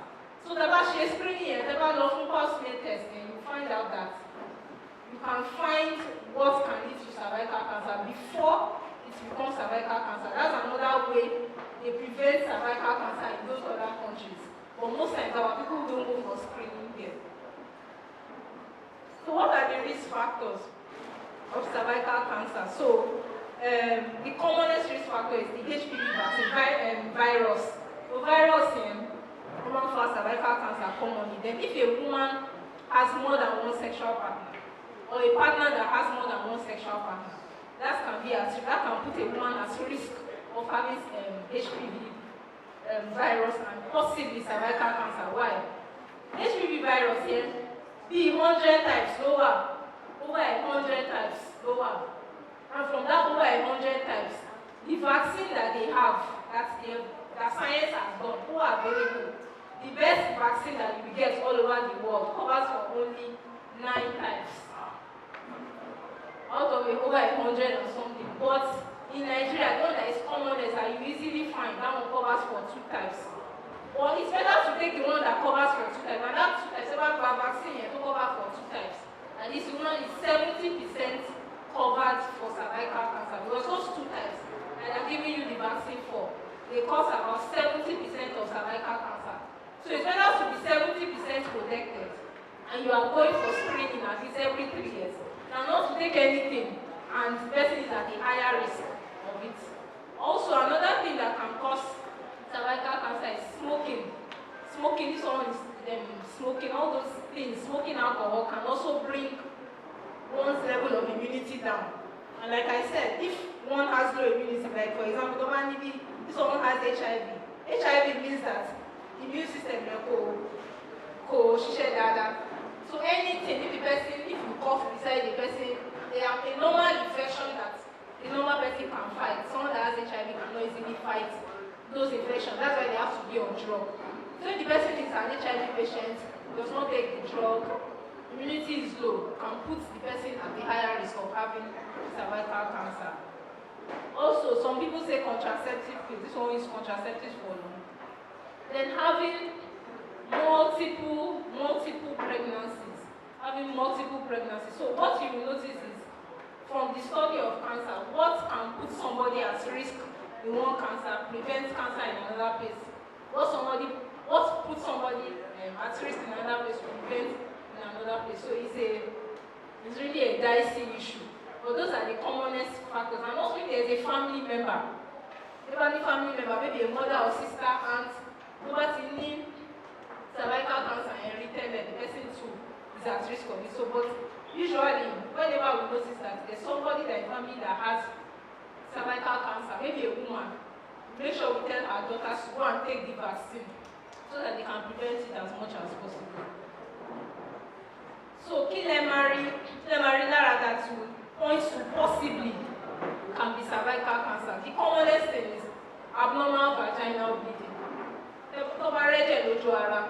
Now, for a woman to bleed, abnormal bleeding this is not period bleeding. Period bleeding is normal bleeding. That one is once every month. But if this one now, a woman sees her period, and she's expecting it next time on 15th, but it comes on 5th, and this one is abnormal bleeding, maybe 3 days, it comes, it stops. It comes, it stops. That type of woman, unlawful test, unlawful scan. Let us find out what is causing it. It's not all abnormal bleeding, cancer, but it is something that you should investigate. Why am I bleeding abnormally? Bleeding that is not my period. Bleeding that I think is not due to contraceptive, because some women don't have thick oil, they can have some bleeding if they're having contraceptive and all that. Inside, they may have that. But if it's bleeding that is abnormal and it continues, they can also hospital. Also, abnormal vaginal discharge. Stubborn discharge, abnormal discharge, it can be cervical cancer. Those other symptoms, waist pain, back pain, usually that happens when the cancer is already advanced. Then sometimes they can have waist pain or back pain. And sometimes they can have blood in urine or they are So prevention, like I said, cervical cancer is preventable. Cervical cancer is preventable. The first prevention we should do is vaccination. So for the girls, actually the HPV vaccination is for both boys and for girls. Why? HPV virus, apart from causing cervical cancer, it can cause cancer of the anus, cancer of the penis, it can cause genital warts. So because it can cause all those other things, and because we know men can have cancer of the anus and cancer of the penis, you will find that they can also give that vaccine to men. But the commonest vaccine in Nigeria is called Sevaris vaccine that covers for the 2 types. That one is only for women. So vaccination. And at what age can a woman get vaccinated? From 9 years old, the girl can get vaccinated for cervical cancer, the HPV vaccine, from 9 years old. So if you have a daughter from 9, 10 years old, you can get the vaccination, and it's 2 shots of the vaccine. But once the child is 15 years old or so, you can do 3 shots, while think they've changed it now. I think it's 1 shot for anybody that is 9 years old and 2 shots, but I'm not really sure. They've changed some of those things now. But vaccine, wow, you can find out and you can get your children vaccinated. So what of older women? Older women get over vaccine, yeah. Maybe a woman that is on, and the vaccination really, most times they say get it before you become sexually active. Get it before you start having sex, get the vaccine. But if a woman cannot get the vaccine before she starts having sex, she can still get it after. But although vaccine, she needs to do a test. It's a blood test. They call it HPV DNA test to check that, okay, any virus in Lara to see. If the woman does not have the virus, you now say take the vaccine. But if the woman has the virus, there are some other tests also she do before she can now eventually now take the vaccine. The second way of preventing. So the two take home is that vaccine, wow, but even after taking the vaccine, she screening no, you will still continue the screening. Because that vaccine is only covering for 2 types out of the 100 and something types that can cause cervical cancer. So even after taking the vaccine, you have to keep continuous screening. At least once in every 3 years, get a pap smear test. But usually, once a woman is above 60 or 65, and the woman is not her pap smear test, the one she has done before, oh, okay, she can stop the pap smear screening. So this is just telling us about the vaccine. So the vaccine that we commonly have in Nigeria is that first vaccine, Sevarix vaccine. Sevarix vaccine that covers for the 2 types that commonly cause cervical cancer. Those are the other ones. Those other ones, rather, still covers for 4 types of the HPV virus. It's not common in Nigeria, but sometimes some places have it. So this is telling us about the vaccination. For people that any child that takes it at 9, first month, then 6 months after second dose. Or someone that takes it from 15 years and above, first month, first month. So for example, if a child at 9 years old, vaccine, let's say in January, the next dose will be June. But if a child is 15 or 16 and takes the vaccine, let's say in January, if you take one in January, one in February, then the last one will be in June. So that is how it is done. But this is still telling us about the vaccine. So this is just saying that they want to try and change it. So instead of 2 doses, about 1 dose, and it's okay. That's for children that are between 9 and 14 years. And for those that are 15 and 20, instead of 3 doses, you can take 2 doses, and it's fine. But I don't know if they started doing that in Nigeria yet. So this is just saying screening. So screening for cervical cancer. There are some screening centers around. I'll still talk about that later. HPV tests can be done. So for those that are already sexually active, when HPV test, also vaccine, and they can do pap smear at least once every 3 years. You should do a pap smear. Woman should do pap smear at least once every 3 years. Okay.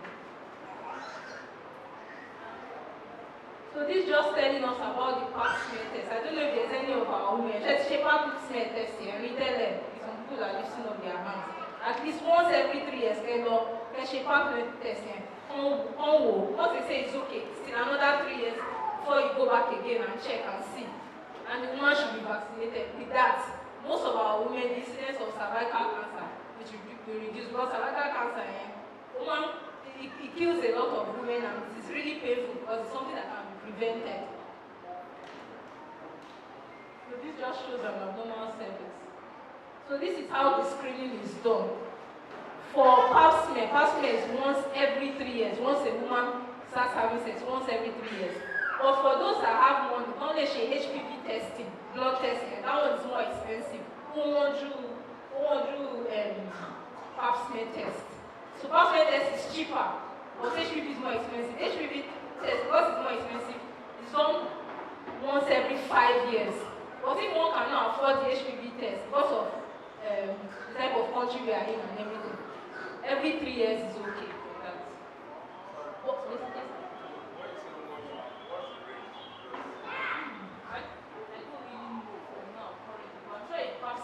Maybe you should do pap smear for maybe between, I'm sure less than 20,000.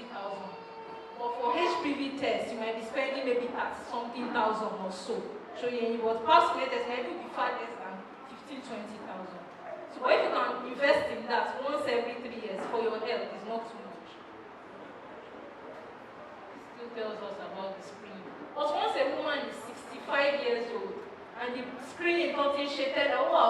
okay, she can stop. Because the past year test protest can be painful for a woman that is older and is not sexually active. So, no matter she test and the test has been okay, once she's 65, she can stop doing this because the risk of having cervical cancer is low. So the treatment, usually, like I said, is more than one form of treatment for cancers. Normally, surgery, chemotherapy, radiotherapy, commonly, but usually, because of most of our women, they come to the hospital late. They don't come into the hospital early. They have to take radiation therapy, and they have to take chemotherapy also. So vaccination, that's the news. That we should vaccinate our girls and vaccinate ourselves against cervical cancer and screening for our women. And it is a preventable cancer. So let me quickly run to prostate cancer. This one is for our fathers. So prostate cancer is a cancer of the prostate gland, and that gland is an organ that produces the fluid, semen, produces the semen in a man. Now, prostate cancer, the biggest risk factor for prostate cancer, first of all, is the fact that a man is an African man. But the fact that you are an African man already puts one at risk of prostate cancer. You are an African older man. So commonly, cancer, previously they tell you that it's seen in men in their 70s, 60s, or 60s and 70s. But now, we are seeing a lot of men. Even sometimes you see some 40-something-year-old men, 50-something-year-old men with prostate cancer. And generally, science shows that prostate cancer in African men is commoner in African men and is more, let's say, it's harder to treat or harder to control in African men than in a white man. So for example, that one is a man and an older man. The man is automatically at risk of prostate cancer, whether or not there's a family member, only prostate cancer, one, the prostate cancer. That one is now an additional risk. But generally, our men, once they are above 50, I will put it as 50. The man is already at risk of prostate cancer. So the fact that a man, race means African American man. Basically, that means African man.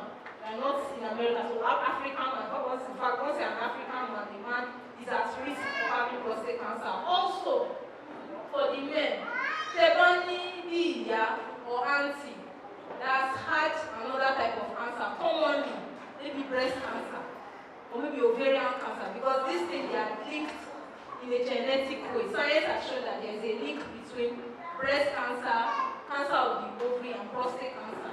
So if a man has maybe a sister or a mother or an auntie, nobody cancer retarded, they are also at risk of that prostate cancer, apart from the fact that the man is an African American man.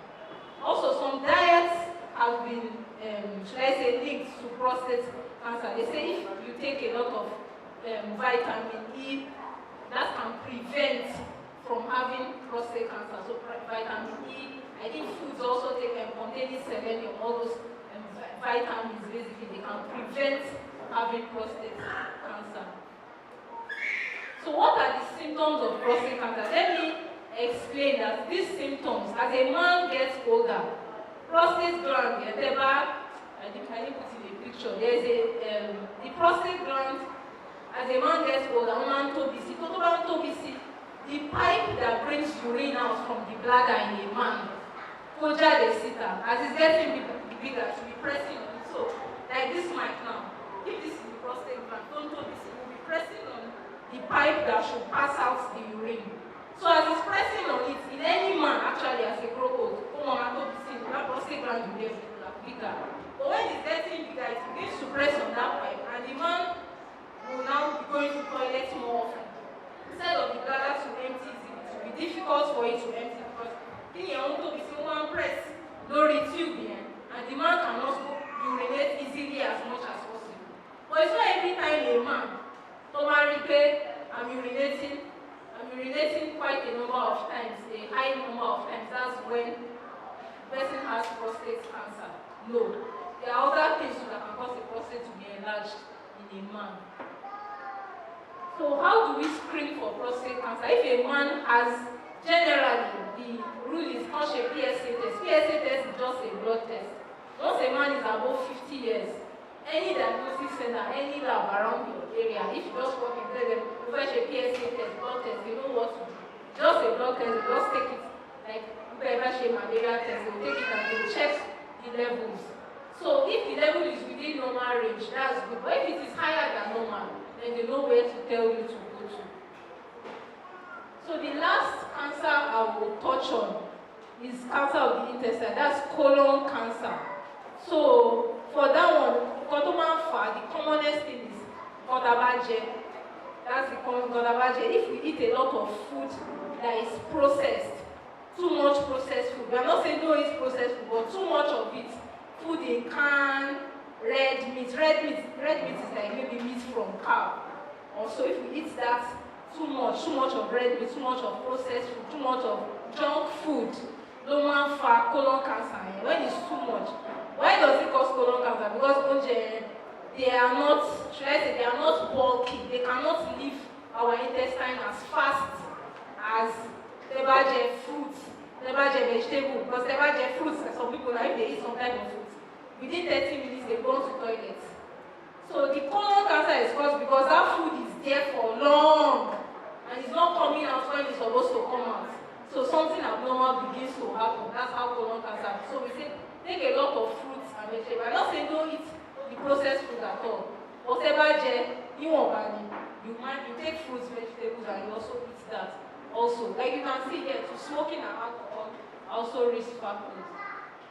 So what are the symptoms for one that has colon cancer? Like I said initially, in the beginning of my talk, most of these cancers, not as if only symptom, one particular symptom that hepatitis, that is sure that it is cancer, no. So when someone has abnormal bowel movement, maybe the person does the toilet maybe at least once every 2 days they go before, but now it's now like maybe once a week or once in 2 weeks. They'll start seeing blood in their stool. It's not normal to see blood in the stool. And it's becoming too frequent, it's becoming too normal. It's becoming like an everyday thing. That should sound an alarm of possible colon cancer. So for the screening for colon cancer, there's a blood test that one can do to, there's a test of the stool. And there are some tests they can do on it and say, okay, can it be colon cancer or not? But the other type of test, that one is more expensive. One be a tube from the anus into the colon to see is there anything abnormal. Then that one is more painful and more expensive. But usually we tell people to start with the stool test. So there are some things that some people say, okay, sugar, for cancer. Is cancer a disease that if I sit down beside somebody, nobody cancer, money cancer? No. So usually we don't know of sugar causing cancer. Every cell in our body, anything about the sugar, everything, whether it's fruit, everything is returned to sugar. The issue is how much of processed sugar are you taking?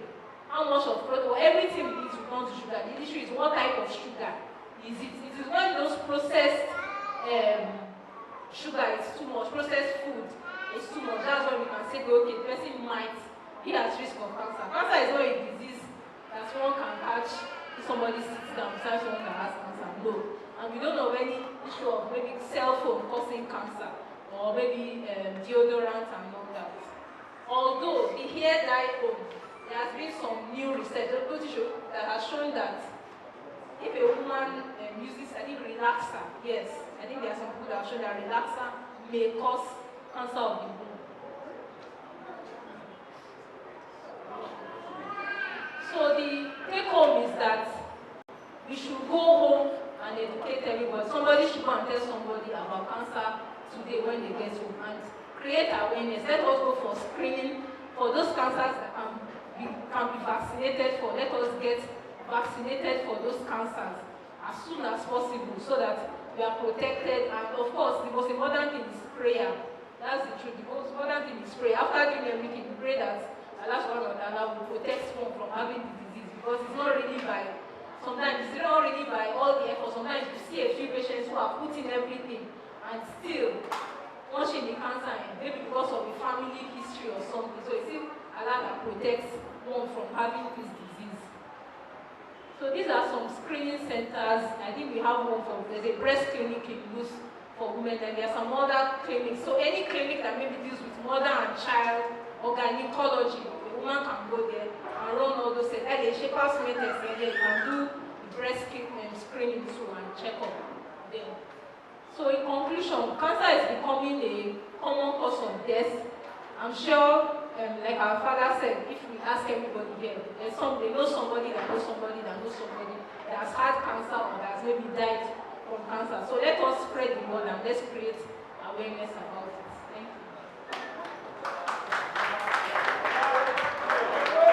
you.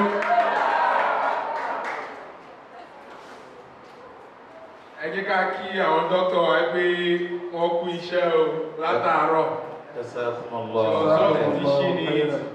Dishing it effortlessly. Wọ́n ní nǹkan téèyàn bá mọ̀ ṣe bí idán ni. So she's just dishing it.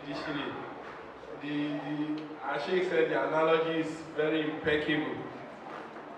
I mean, we were able to connect with the audience. The communication was very flawless. The presentation, the interaction between you and the slide was awesome. So, I'm sure our people have a lot of questions for you, and maybe you take water. Okay, it's not big. So, we are not going. Any question, you can call for Brother Sadiq, so that one read it. One question, take me, but at the below shake one. So I'm going to ask you that question too. Why did there be a whole lot of these diseases and all of this? So is there a spiritual angle to it? I've asked him. So is there a medical angle to it? Maybe you will also help us answer when you are answering the question. We really thank you very much. We'll give you a little break, like 30 seconds, 1 minute, to get your breath so that while our Sheikh answers the question. Thank you. Assalamu alaikum. Doctor, I really enjoyed the presentation very well, and the communication was fantastic. So that I'm more attempted to do you do this often and often because it flows very well. Jazakallahu khairan.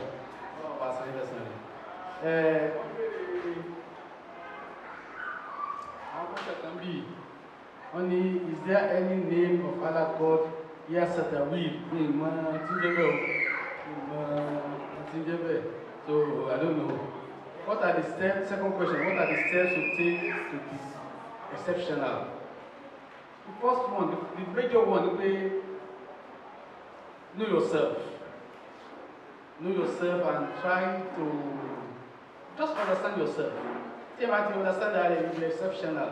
Oh, you need to compete with anything. The only competition you have is with your own self. Know yourself and treat yourself. But that is the major one. You'll be exceptional in whatever you are doing. Just know yourself. What are my capacity, what are my capability, and ability to achieve set goals. How do we find yourself? Hey, question. How do you find yourself? Admin. Now, if I don't admin,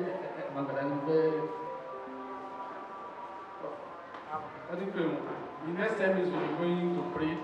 But is there something admin questions? Find admin. Who are you? I get it. What did I look at? That is himself. No, look on the other look also. What is it like a mini? I get it. What is so? Where is a doctor, is a lawyer? All trying to say I'm a Nigerian, I'm a black man. A lot of things are being so. But in reality, looking at yourself. In reality, I don't know what to say on Nikki now. Raise up your hand, Mr. Lincoln, and Mr. Adifana, right? I tell you, low. I tell you, need or so. Come on, and you're supposed to go for the right. Where are you? Who are you? Where is that you? ìyẹn ó wà ìyẹn náà tún kú dáadáa ẹ wá táìmù fún yẹn náà ní sàkámà láyé explain yẹn so then wọ́n ti question ti bí àgbẹ̀ ẹ yẹ kí n tó wọ́n fẹ́ bẹ̀rẹ̀ question my question is bí question ni àbí lóye mọ́jà bí question mi mọ́ bàtà wa secondary school wọ́n ní ilé kan máa ń jẹ́ hypothesis ṣé hypothesis wà torí mo ní láti pe àbàtà ìpè mo fẹ́ rántí táàmù yẹn hypothesis Islam wà ní ẹ̀jẹ̀ lámọ́lẹ̀ àwà lẹ́yìn tó jẹ́ pé àjẹ̀lú yẹ káwọn wájú because I realize what some things we have tọ́nà ṣe fún Islam àtọ́ sọ̀rọ̀ sí wọ́n sọ̀rọ̀ àwọn treatment tó wà radiotherapy clinical all those things mo believe pé àwọn therapy yẹn máa ní àwọn energy kan tó ń lò bóyá heat bóyá sound all those stuff kí mo lọ díẹ̀díẹ̀ ẹ dákun hypothesis kan fẹ́ jù sí yìí o àbí I'm going to the Islamic world in general hypothesis yẹn ni pé ibi tí science dé lónìí tí wọ́n bá sọ ọ̀rọ̀ báyìí wọ́n lè codify ẹ̀ ní bá rí example sí ẹ bá rí ní bá kọ péjì kan irú kátàlájà kan sí fún wa látọ̀ sọ fún alátàrọ̀ yẹn wọ́n lè codify ẹ̀ nínú pé wọ́n codify nǹkan ni àwọn fi tẹ̀ nǹkan sí fóònù àbí kọ̀ǹpútà tí wọ́n fi ń dára lóhùn ẹgbẹ́tẹ̀ àwọn ọ̀láyè kan nígbà ìgbàjọ ìtàn kọ́ta school code coding or wàwà nígbàtà secondary school that was our programming. Is there a way to only program some certain verses of the Quran? Because I have some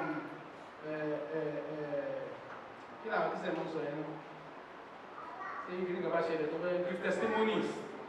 Could I say about share YouTube that the impact of listening to Surah Al-Rahman in the cure of cancer. Everything. Oh hi, èmi gan ti borí. Ó ní methodology tí ẹ máa fi gbọ́ Surah Al-Rahman yẹn. Ìyẹn kọ́ ni mo fẹ́ sọ ní nítorí sọ fún yẹn náà ní fún ọlọ́mọdé àrí cancer o. But kẹ́mi fẹ́ sọ mẹ́rin pé there will be a faster way tó yẹ pé a lè kó di Surah Al-Rahman kó wá di treatment to the therapy. I believe something like that can happen. Ẹ mọ̀ kẹ́kẹ́ sọ bẹ́ẹ̀.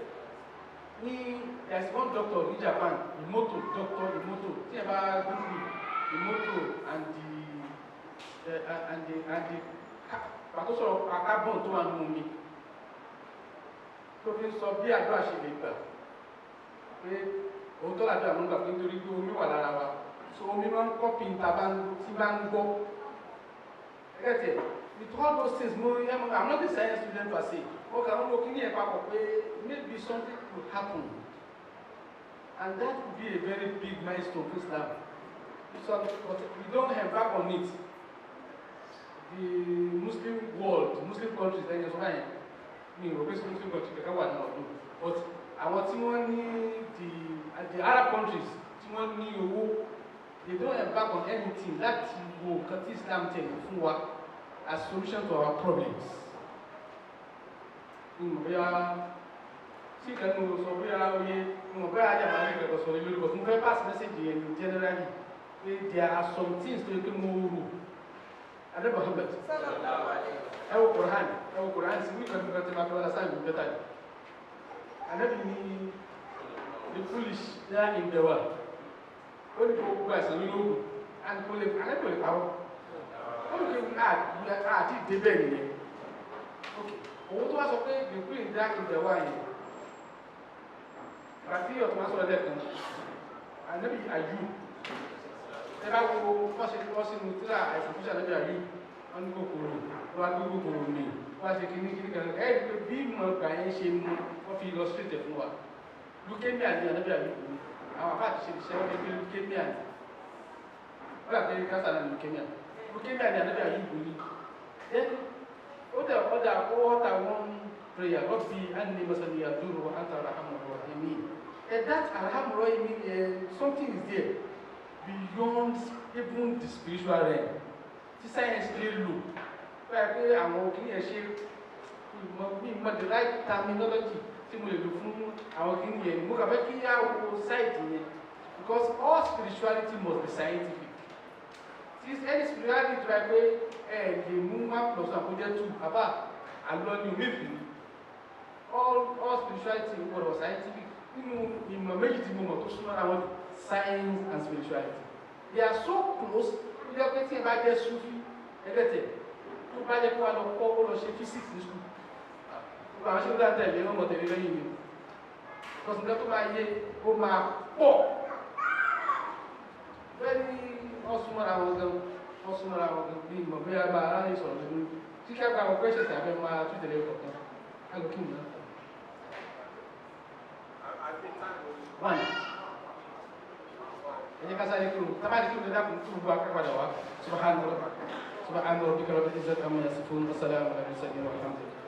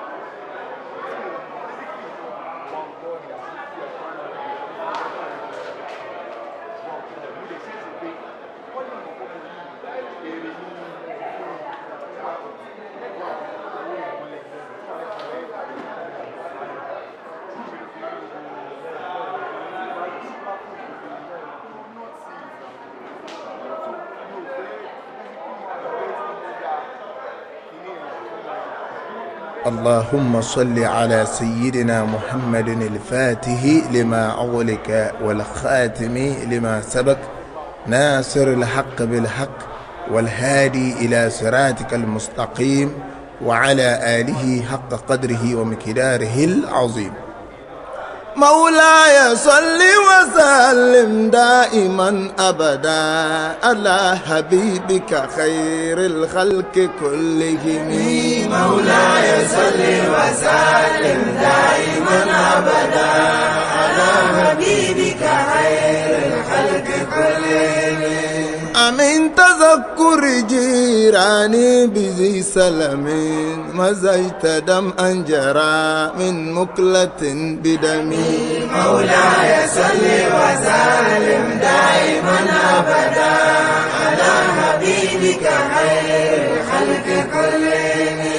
أم هبت الريح من تلقاء كاظمة وأومد البرق في ظلماء من إدمي. مولاي صل وسلم دائما أبدا على حبيبك خير الخلق كلهم. فما لعينيك إن قلت اكف فهمتا وما لقلبك إن قلت استفك يهمي. مولاي صل وسلم دائما أبدا على حبيبك خير الخلق كلهم.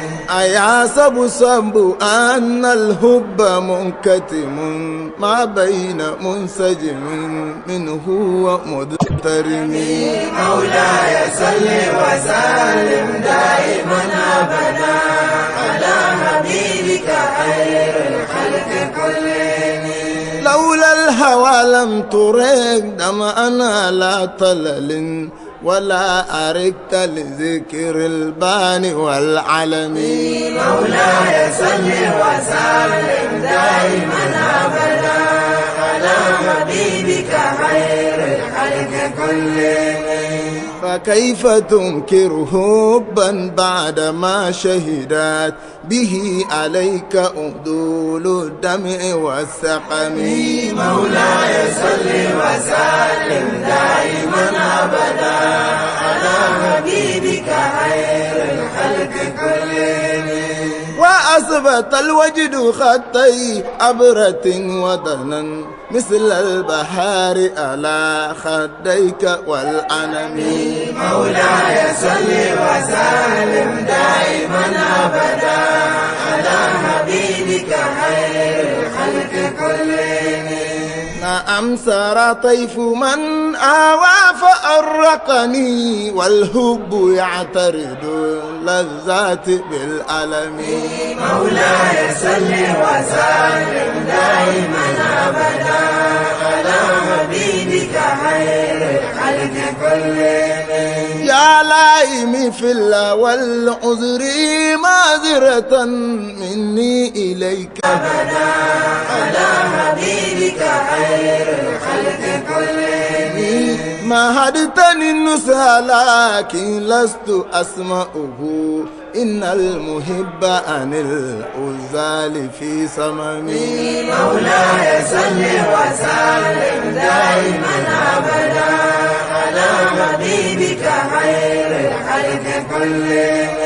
إني اتهمت نسي الشيب في هزل والشيب أبعد في نسه عن التهم. مولاي صل وسلم دائما أبدا على حبيبك خير الخلق كلهم. فإن عمارتي بالسوء متى أزاد من جالها بنذير الشيب والهرم. مولاي صل وسلم دائما أبدا على حبيبك خير الخلق كلهم. ولا أدت من الفعل الجمع لكرا ضيف ألم براسي غير متشم. مولاي صل وسلم دائما أبدا على حبيبك خير الخلق كلهم. لو كنت أعلم أني ما أوكره كتمت سرا بدالي منه بالكتم. مولاي صل وسلم دائما أبدا على حبيبك خير الخلق كلهم. من لي برد جماه من غوايتها كما يرد جماه الخيل باللجم. مولاي صل وسلم دائما أبدا على حبيبك خير الخلق كلهم. فلا ترم بالمعاصي كسر شهوتها إن الطعام يكوي شهوة النعيم. مولاي صل وسلم دائما أبدا على حبيبك خير الخلق كلهم. والنفس كالطفل إن تهمله شب على حب الرضاع وإن تفتمه ينفتم.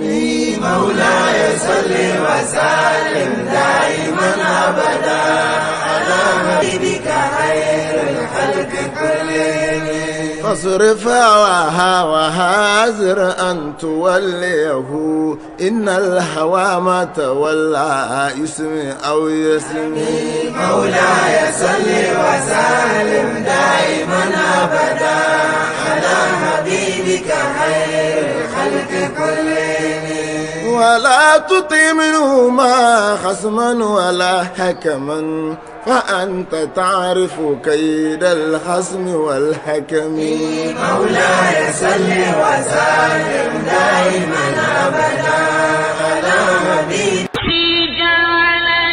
خير الخلق كلهم أستغفر الله من قول بلا أمل لقد نسبت به نسلا لذي أقم مولاي صل وسلم دائما أبدا على حبيبك خير الخلق كلهم أمرتك الخير لكن ما تأمرت به وما استقمت فما قولي لك استقمي مولاي صل وسلم دائما أبدا على حبيبك خير الخلق كلهم ولا تزودت قبل الموت نافلة ولم أصل سوى فردا ولم أصومي مولاي صل وسلم دائما أبدا على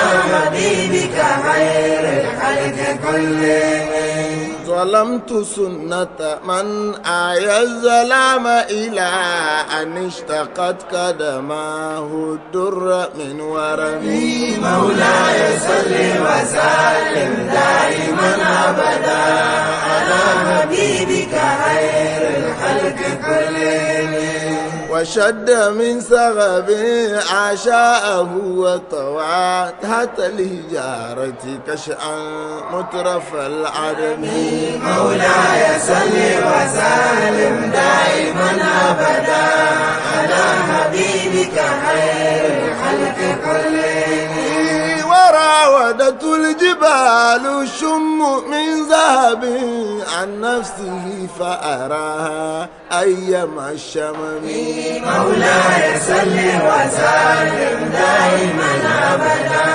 على حبيبك خير الخلق كلهم وأكدت زوده فيها ضرورته إن الضرورة لا تعاد على الإسم مولاي صل وسلم دائما أبدا على حبيبك خير الخلق كلهم فكيف تدعو إلى الدنيا ضرورة من لولاه لم تخرج الدنيا من العدم مولاي صل وسلم دائما أبدا على حبيبك خير الخلق كلهم محمد سيد الكونين والثقلين والفريقين من عرب ومن عجم مولاي صل وسلم دائما أبدا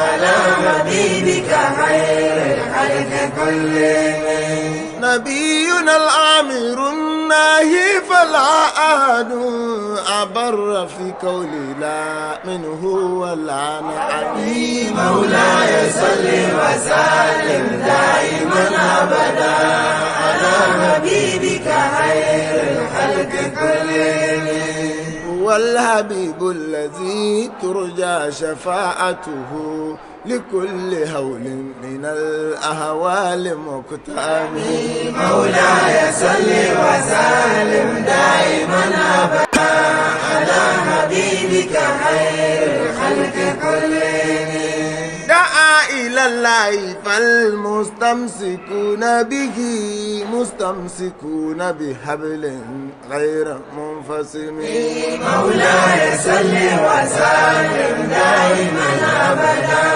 على حبيبك خير الخلق كلهم فاك النبيين في خلق وفي خلق ولم يدانوه في علم ولا كرم. مولاي صل وسلم دائما أبدا على حبيبك خير الخلق كلهم. وكلهم من رسول الله ملتمس غرفا من البحر أو رشفا من الديم. مولاي صل وسلم دائما أبدا على حبيبك خير الخلق كلهم. وواقفون لديه عند هديم من نكتة العلم أو من شكلة الحكم. مولاي صل وسلم دائما أبدا على حبيبك خير الخلق كلهم. فهو الذي تم معناه وصورته ثم اصطفاه حبيبا بارئ النسم. مولاي صل وسلم دائما أبدا على حبيبك خير الخلق كلهم. منزه عن شريك في محاسنه فجوهر الحسن فيه غير منقسم. مولاي صل وسلم دائما أبدا على حبيبك خير الخلق كلهم. دامت دعت النصارى في نبيهم واحكم بما شئت مدها فيه واحتكم. مولاي صل وسلم دائما أبدا على حبيبك خير الخلق كلهم. وانسب إلى ذاته ما شئت من شرف وانسب إلى قدره ما شئت من عين عنه ناتق بفمه. مولاي صل وسلم دائما أبدا على حبيبك خير الخلق كلهم. لو ناسبت قدره آياته إذا من آي اسمه حين يدعى دارس الرمم. مولاي صل وسلم دائما أبدا على حبيبك خير الخلق كلهم. لم يمتهنا بما تعي العقول به حرصا علينا فلم نرتب ولم نهن. مولاي صل وسلم دائما أبدا على حبيبك خير الخلق كلهم. عيا الورى فهم معناه فليس يرى للقرب والبعد فيه غير منفهم. مولاي صل وسلم دائما أبدا على حبيبك خير الخلق كلهم. كشمس تظهر للعينين من بعد صغيرة وتكل طرف من أمامي. مولاي صل وسلم دائما أبدا على حبيبك خير الخلق كلهم. فكيف يدرك في الدنيا حقيقته قوم نيام تسلوا عنه بالهلم. مولاي صل وسلم دائما أبدا على حبيبك خير الخلق كلهم. فمبلغ العلم فيه أنه بشر وأنه خير خلق الله كلهم. مولاي صل وسلم دائما أبدا على حبيبك خير الخلق كلهم. وكل عين رسل الكرام بها فإنما اتصلت من نوره بهم. مولاي صل وسلم دائما أبدا على حبيبك خير الخلق كلهم. فإنه شمس فاضل هم كواكبها يظهرن أنوارها للناس في الظلم مولاي صل وسلم دائما أبدا على حبيبك خير الخلق كلهم أكرم بخلق نبي زانه خلق بالحسن مشتمل بالبشر متسم مولاي صل وسلم دائما أبدا على حبيبك خير الخلق كلهم كالزهر في طرف والبدر في شرف والبحر في كرم والدهر في همم مولاي صل وسلم دائما أبدا على حبيبك خير الخلق كلهم كأنه هو فرد من جلالته في عسكره تلقاه وفي حشم مولاي صل وسلم دائما أبدا على حبيبك خير الخلق كلهم كأنما العلو المكنون في صدف من معدني منطق منه ومبتسم مولاي صل وسلم دائما أبدا على حبيبك خير الخلق كلهم لا طيب يعدل تربا ثم أعزمه توبى لمنتشك منه وملتثم مولاي صل وسلم دائما أبدا على حبيبك خير الخلق كلهم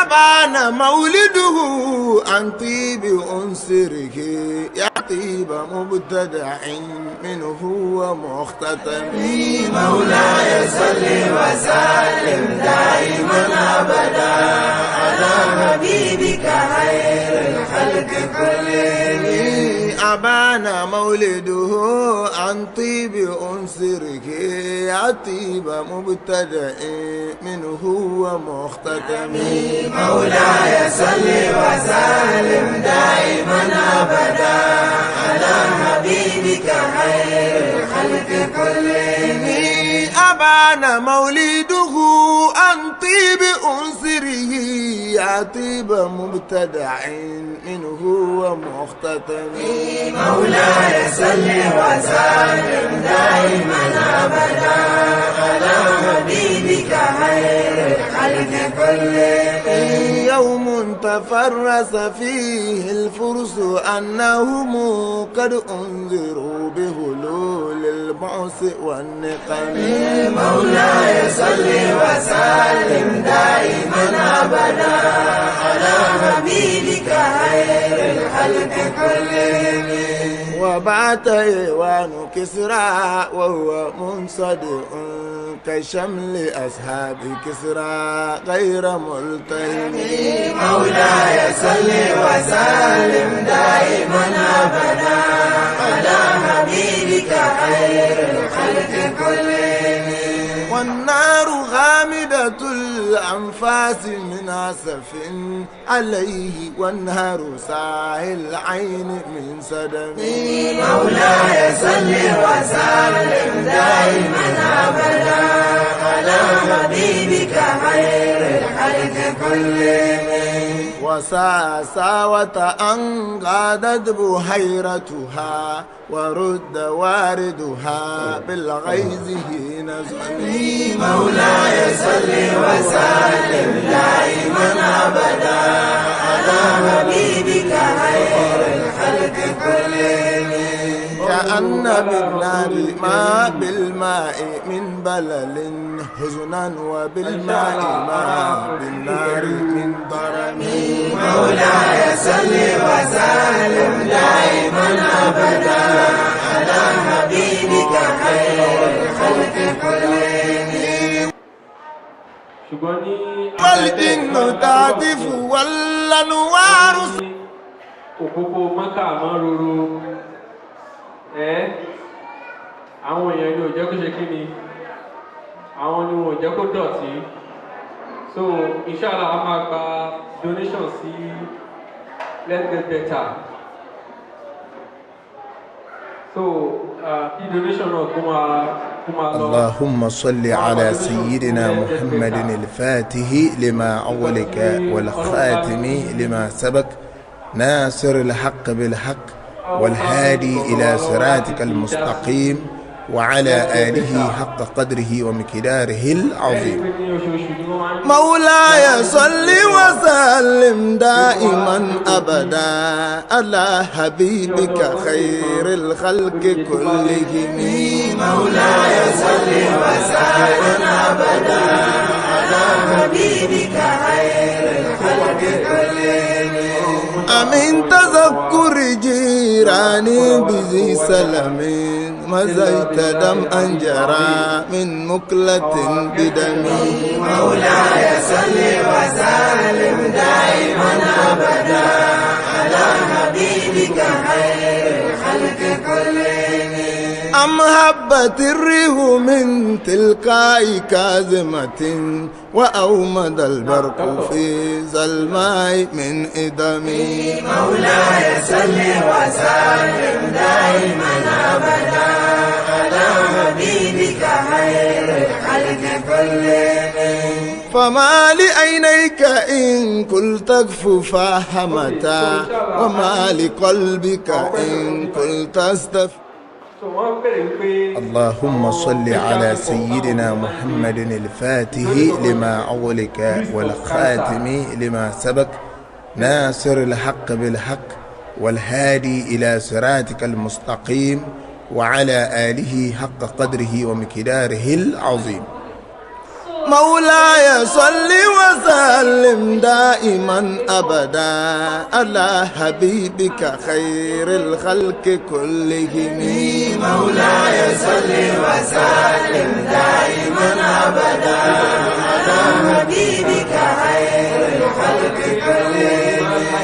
أمن تذكر جيراني بذي سلم مزيت دمعا جرى من مكلة بدمي. مولاي صل وسلم دائما أبدا على حبيبك خير الخلق كلهم. أم هبت الريح من So if they think about the price, the money, all of our sum, the stress for their family, because it's not easy to have someone with cancer in the family. Once one person has cancer in the family, the whole family is, should I say, the whole family is almost sick. You can't do anything. Whenever a patient comes for treatment for cancer, at least one person has to follow the person. No one back chemotherapy is once every 3 weeks. So once every 3 weeks, whatever you are doing, you almost have to stop it. You have people that they are working people, one in the office, but they have to take break anytime they are coming with their mother or their father or their sister for cancer. Some patients, because of how fit they are, they can come alone and everything. So when they think of all the stress and all that, that's possibly why they don't really speak out, and maybe the cost of the treatment too. And for some people where maybe they are just ashamed, I don't know. That may be the reason why. Okay, so wọ́n tún wá bẹ̀rẹ̀ pé fún aláwọn treatment kan bọ́yẹ̀ sọ àwọn side effects tó lè tẹ̀lé àwọn treatment yẹn. Okay, so for the side effects for cancer, so usually chemotherapy, the target of chemotherapy is like a drip. We put the chemotherapy powder on the drip and give the person maybe 1 hour or 2 hours. We drip for 1 hour or 2 hours. So, but because of that chemotherapy, is to kill the cells, kill abnormal cells in the body. At the same time, it also affects the normal cells in the body. Because of it affects the normal cells. One of the commonest side effects of chemotherapy is that the hair of the person may cut off totally while the person is on chemo. So usually, our patients for the women, we tell them to either get wig or they should just tie scarf on their head. Also, the skin of their hands may become darker than normal. Their face too may become darker. I'm not sure radiotherapy lowering because some cancers can affect the head and neck. It can allow their skin to become darker. Then chemo is once every 3 weeks because it can bring the blood level down. So the blood level can come down too for the patient. But because of we know all those side effects, there are some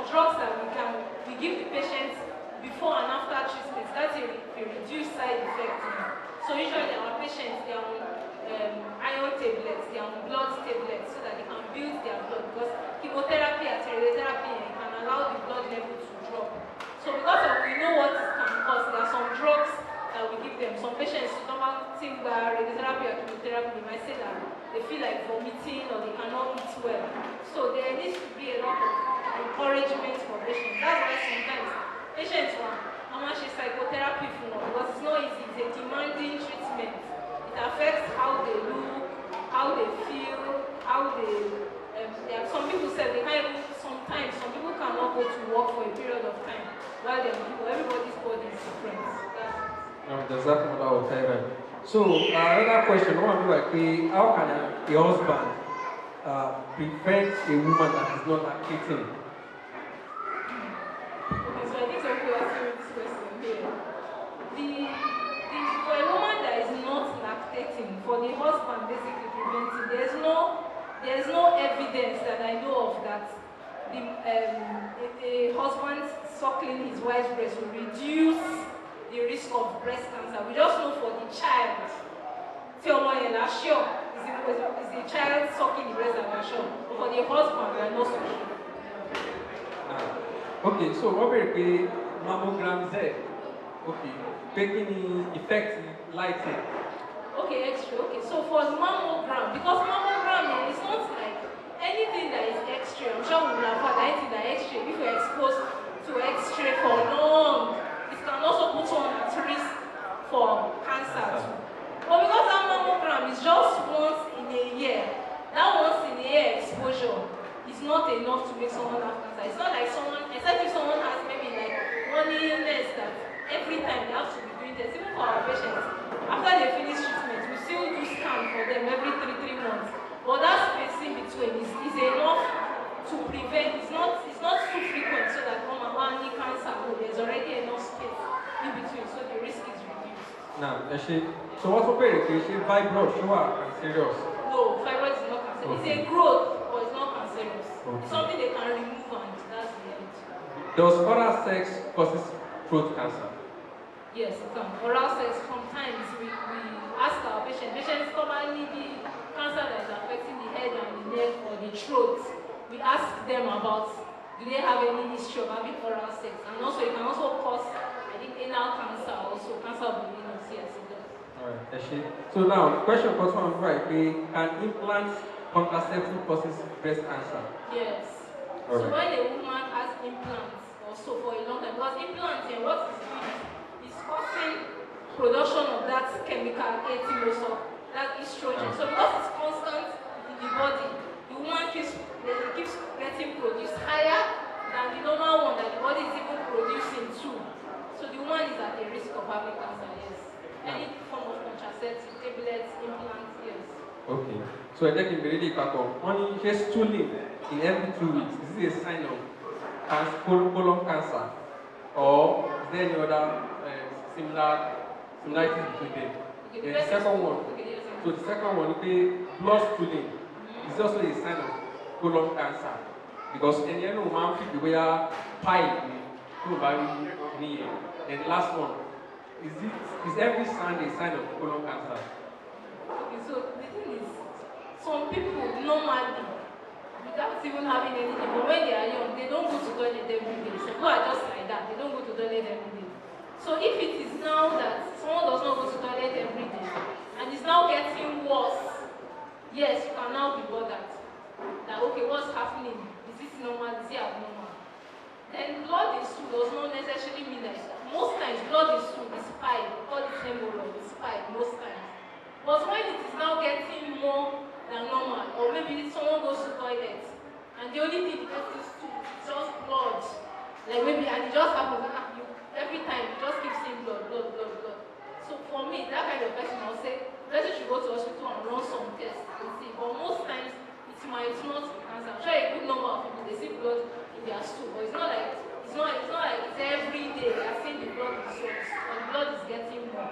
So if it's not getting more, now, just talk about nítorí àsìkò question tó last náà ni pé àwọn obìnrin tí wọ́n máa ń tajà lọ́jà tó máa ń tọ́jú owó sínú báwo ni àti pé àwọn oúnjẹ inú agolo bíi champagne kankan yẹn Any effect? Okay, so women putting money in their brand, no, there's nothing that linked to cancer as regards that. Then food in container, most times now food that are put inside container sardine, they are processed food.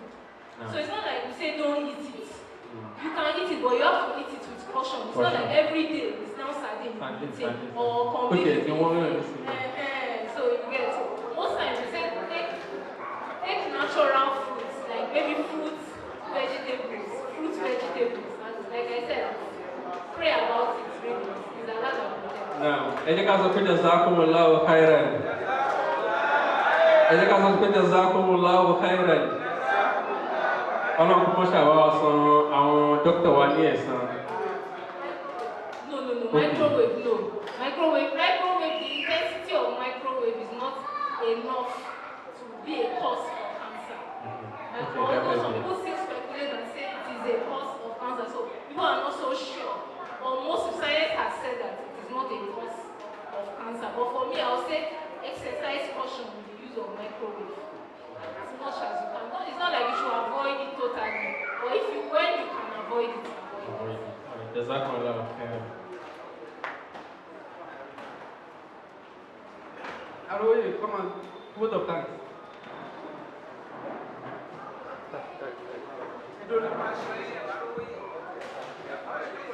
Wọ́n ní ẹ̀sìn jókòó náà.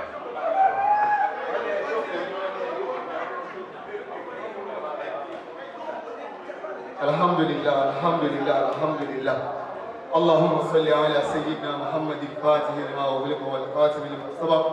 ناصر الحق بالحق والهدي إلى صراطك المستقيم وعلى آله حق قدره ومقداره العظيم. adúpẹ́ fún Ọlọ́run.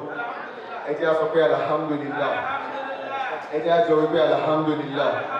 Ẹ jẹ́ á wí láwùjọ pé alhamdulillah rabbil alamin. Ìdí tí mo fi kọ́kọ́ dúpẹ́ torí time òun ni wípé irú àwùjọ báyìí òun náà ní Islam ń béèrè fún. Irú jókòó báyìí náà ní Islam ń béèrè fún. Ànábì Muhammad sallallahu alayhi wa sallam ó ní tá bá máa kójọ torí wípé ní àkójọ fúnra ara innamal jama'atu rahma tá bá ń kójọ báyìí ìkẹ́ni. Àmọ́ tá bá wá ń kójọ tí méjì ń papọ̀ mọ́ mẹ́ta tí mẹ́ta ń di márùn-ún mẹ́fà méje mẹ́jọ ẹjọ́ máa jẹ́ lórí dáadáa ẹjọ́ máa jẹ́ lórí àlékún oore. Mo wá dúpẹ́ pé ìjọ al-mustabshiruna bin nabiy sharif ALMUBINS tí ní Muhammadin sallallahu alayhi wa sallam ọlọ́run tó ṣe wá ní àtijọ́ láàrín ọlọ́run jẹ́ kí aṣòfò ń jẹ́ ọláyà nígbà Muhammad tí let's get better náà wá jáde lábẹ́ ẹ̀ pẹ̀lú ìwé ètò tèmi tí ẹ̀ witness ní èmi ọ̀hìntàlá ìfún mọ́bìlá mo really commend effort àwọn tí wọ́n gbé ìjókòó ìkàlẹ̀ pàápàá jùlọ bàbá wa my daddy Mawlana Sheikh Abdulrazak Waliọlá anfàkàlá àgbáyín àti ọgbàyín àti ìgbàyín ọlọ́pàá dàsá àmìtẹ̀ta ọdún lọ́wọ́ ọláyà nígbà Muhammad gbogbo àti àwa náà mọ̀ pé gbogbo wa láàrin àǹfààní àmọ́ ọlọ́run tí ò ṣe gbogbo abẹ́ ẹ̀ ó jẹ́ pé gbogbo wa náà lára àǹfààní mú ṣẹ́tì ẹ̀rí ti káńsà tí dókítà wa tírìtì jazakumullahu khairan ẹni bá sọ pé barakallahu fi kan ọlá bàbá afákàllahu fi wí barakallahu fi ọlọ́run kó jẹ́ kí àlùbáríkà owó àwọn akẹ́kọ̀ọ́ àrùn lọ mo fẹ́ gbọ́ gẹ́ẹ̀tì káńsà tó báyìí pé kéèyàn tírìtì ẹ̀ wọnú akọ̀ máa ń mọ̀ pé ìyá alágbájá ní káńsà bàbá alágbájá wọn àtọwọ́ fún mọ́ṣáláṣí àmọ́ nǹkan pàtó àmọ́ jazakumullahu khairan gbogbo ìtàgbọ́lé ní ọlọ́pàá máṣàṣe ní ọ̀rọ̀ aláǹfààní ọlọ́pàá dákó ṣe ní ọ̀rọ̀ aláǹfààní ọlọ́pàá jẹ́ kí gbogbo á lè fi mọ̀nà sí ọlọ́pàá jẹ́ wúlò nù ayé wa Allahumma ihdina siratakal mustaqim wasitul arshi masbulun alayna wa aynu Allahi nadiratun ilayna wa in qasada al-ida sharran alayna bi'awni Allahi la yuqdaru alayna wala hawla wala quwwata illa billahi al-aliyyil azim wala hawla ولا قوة إلا بالله العلي العظيم ولا حول لنا ولا قوة لنا إلا بالله العلي العظيم إجوا المستبشرون بالنبي الشريف اللهم أتوك على إلى الأمام إن شاء الله إلى الأمام إن شاء الله واتي ألا إن حزب الله هم المفلحون ẹni tó bá ti ń bọ́ lọ́wọ́ dòwò pọ̀ kò ní yé máa jìrì láyé yóò máa jìrì láyé yóò sì tún máa jẹ́ ní alkiyama ni ọlọ́pọ̀ jẹ́ àjìrì ayé tàbá wá jìrì ayé náà tàn kọ́lọ́pọ̀ jẹ́ àjẹ́ alkiyama subhana rabbika rabbil izzati amma yasifun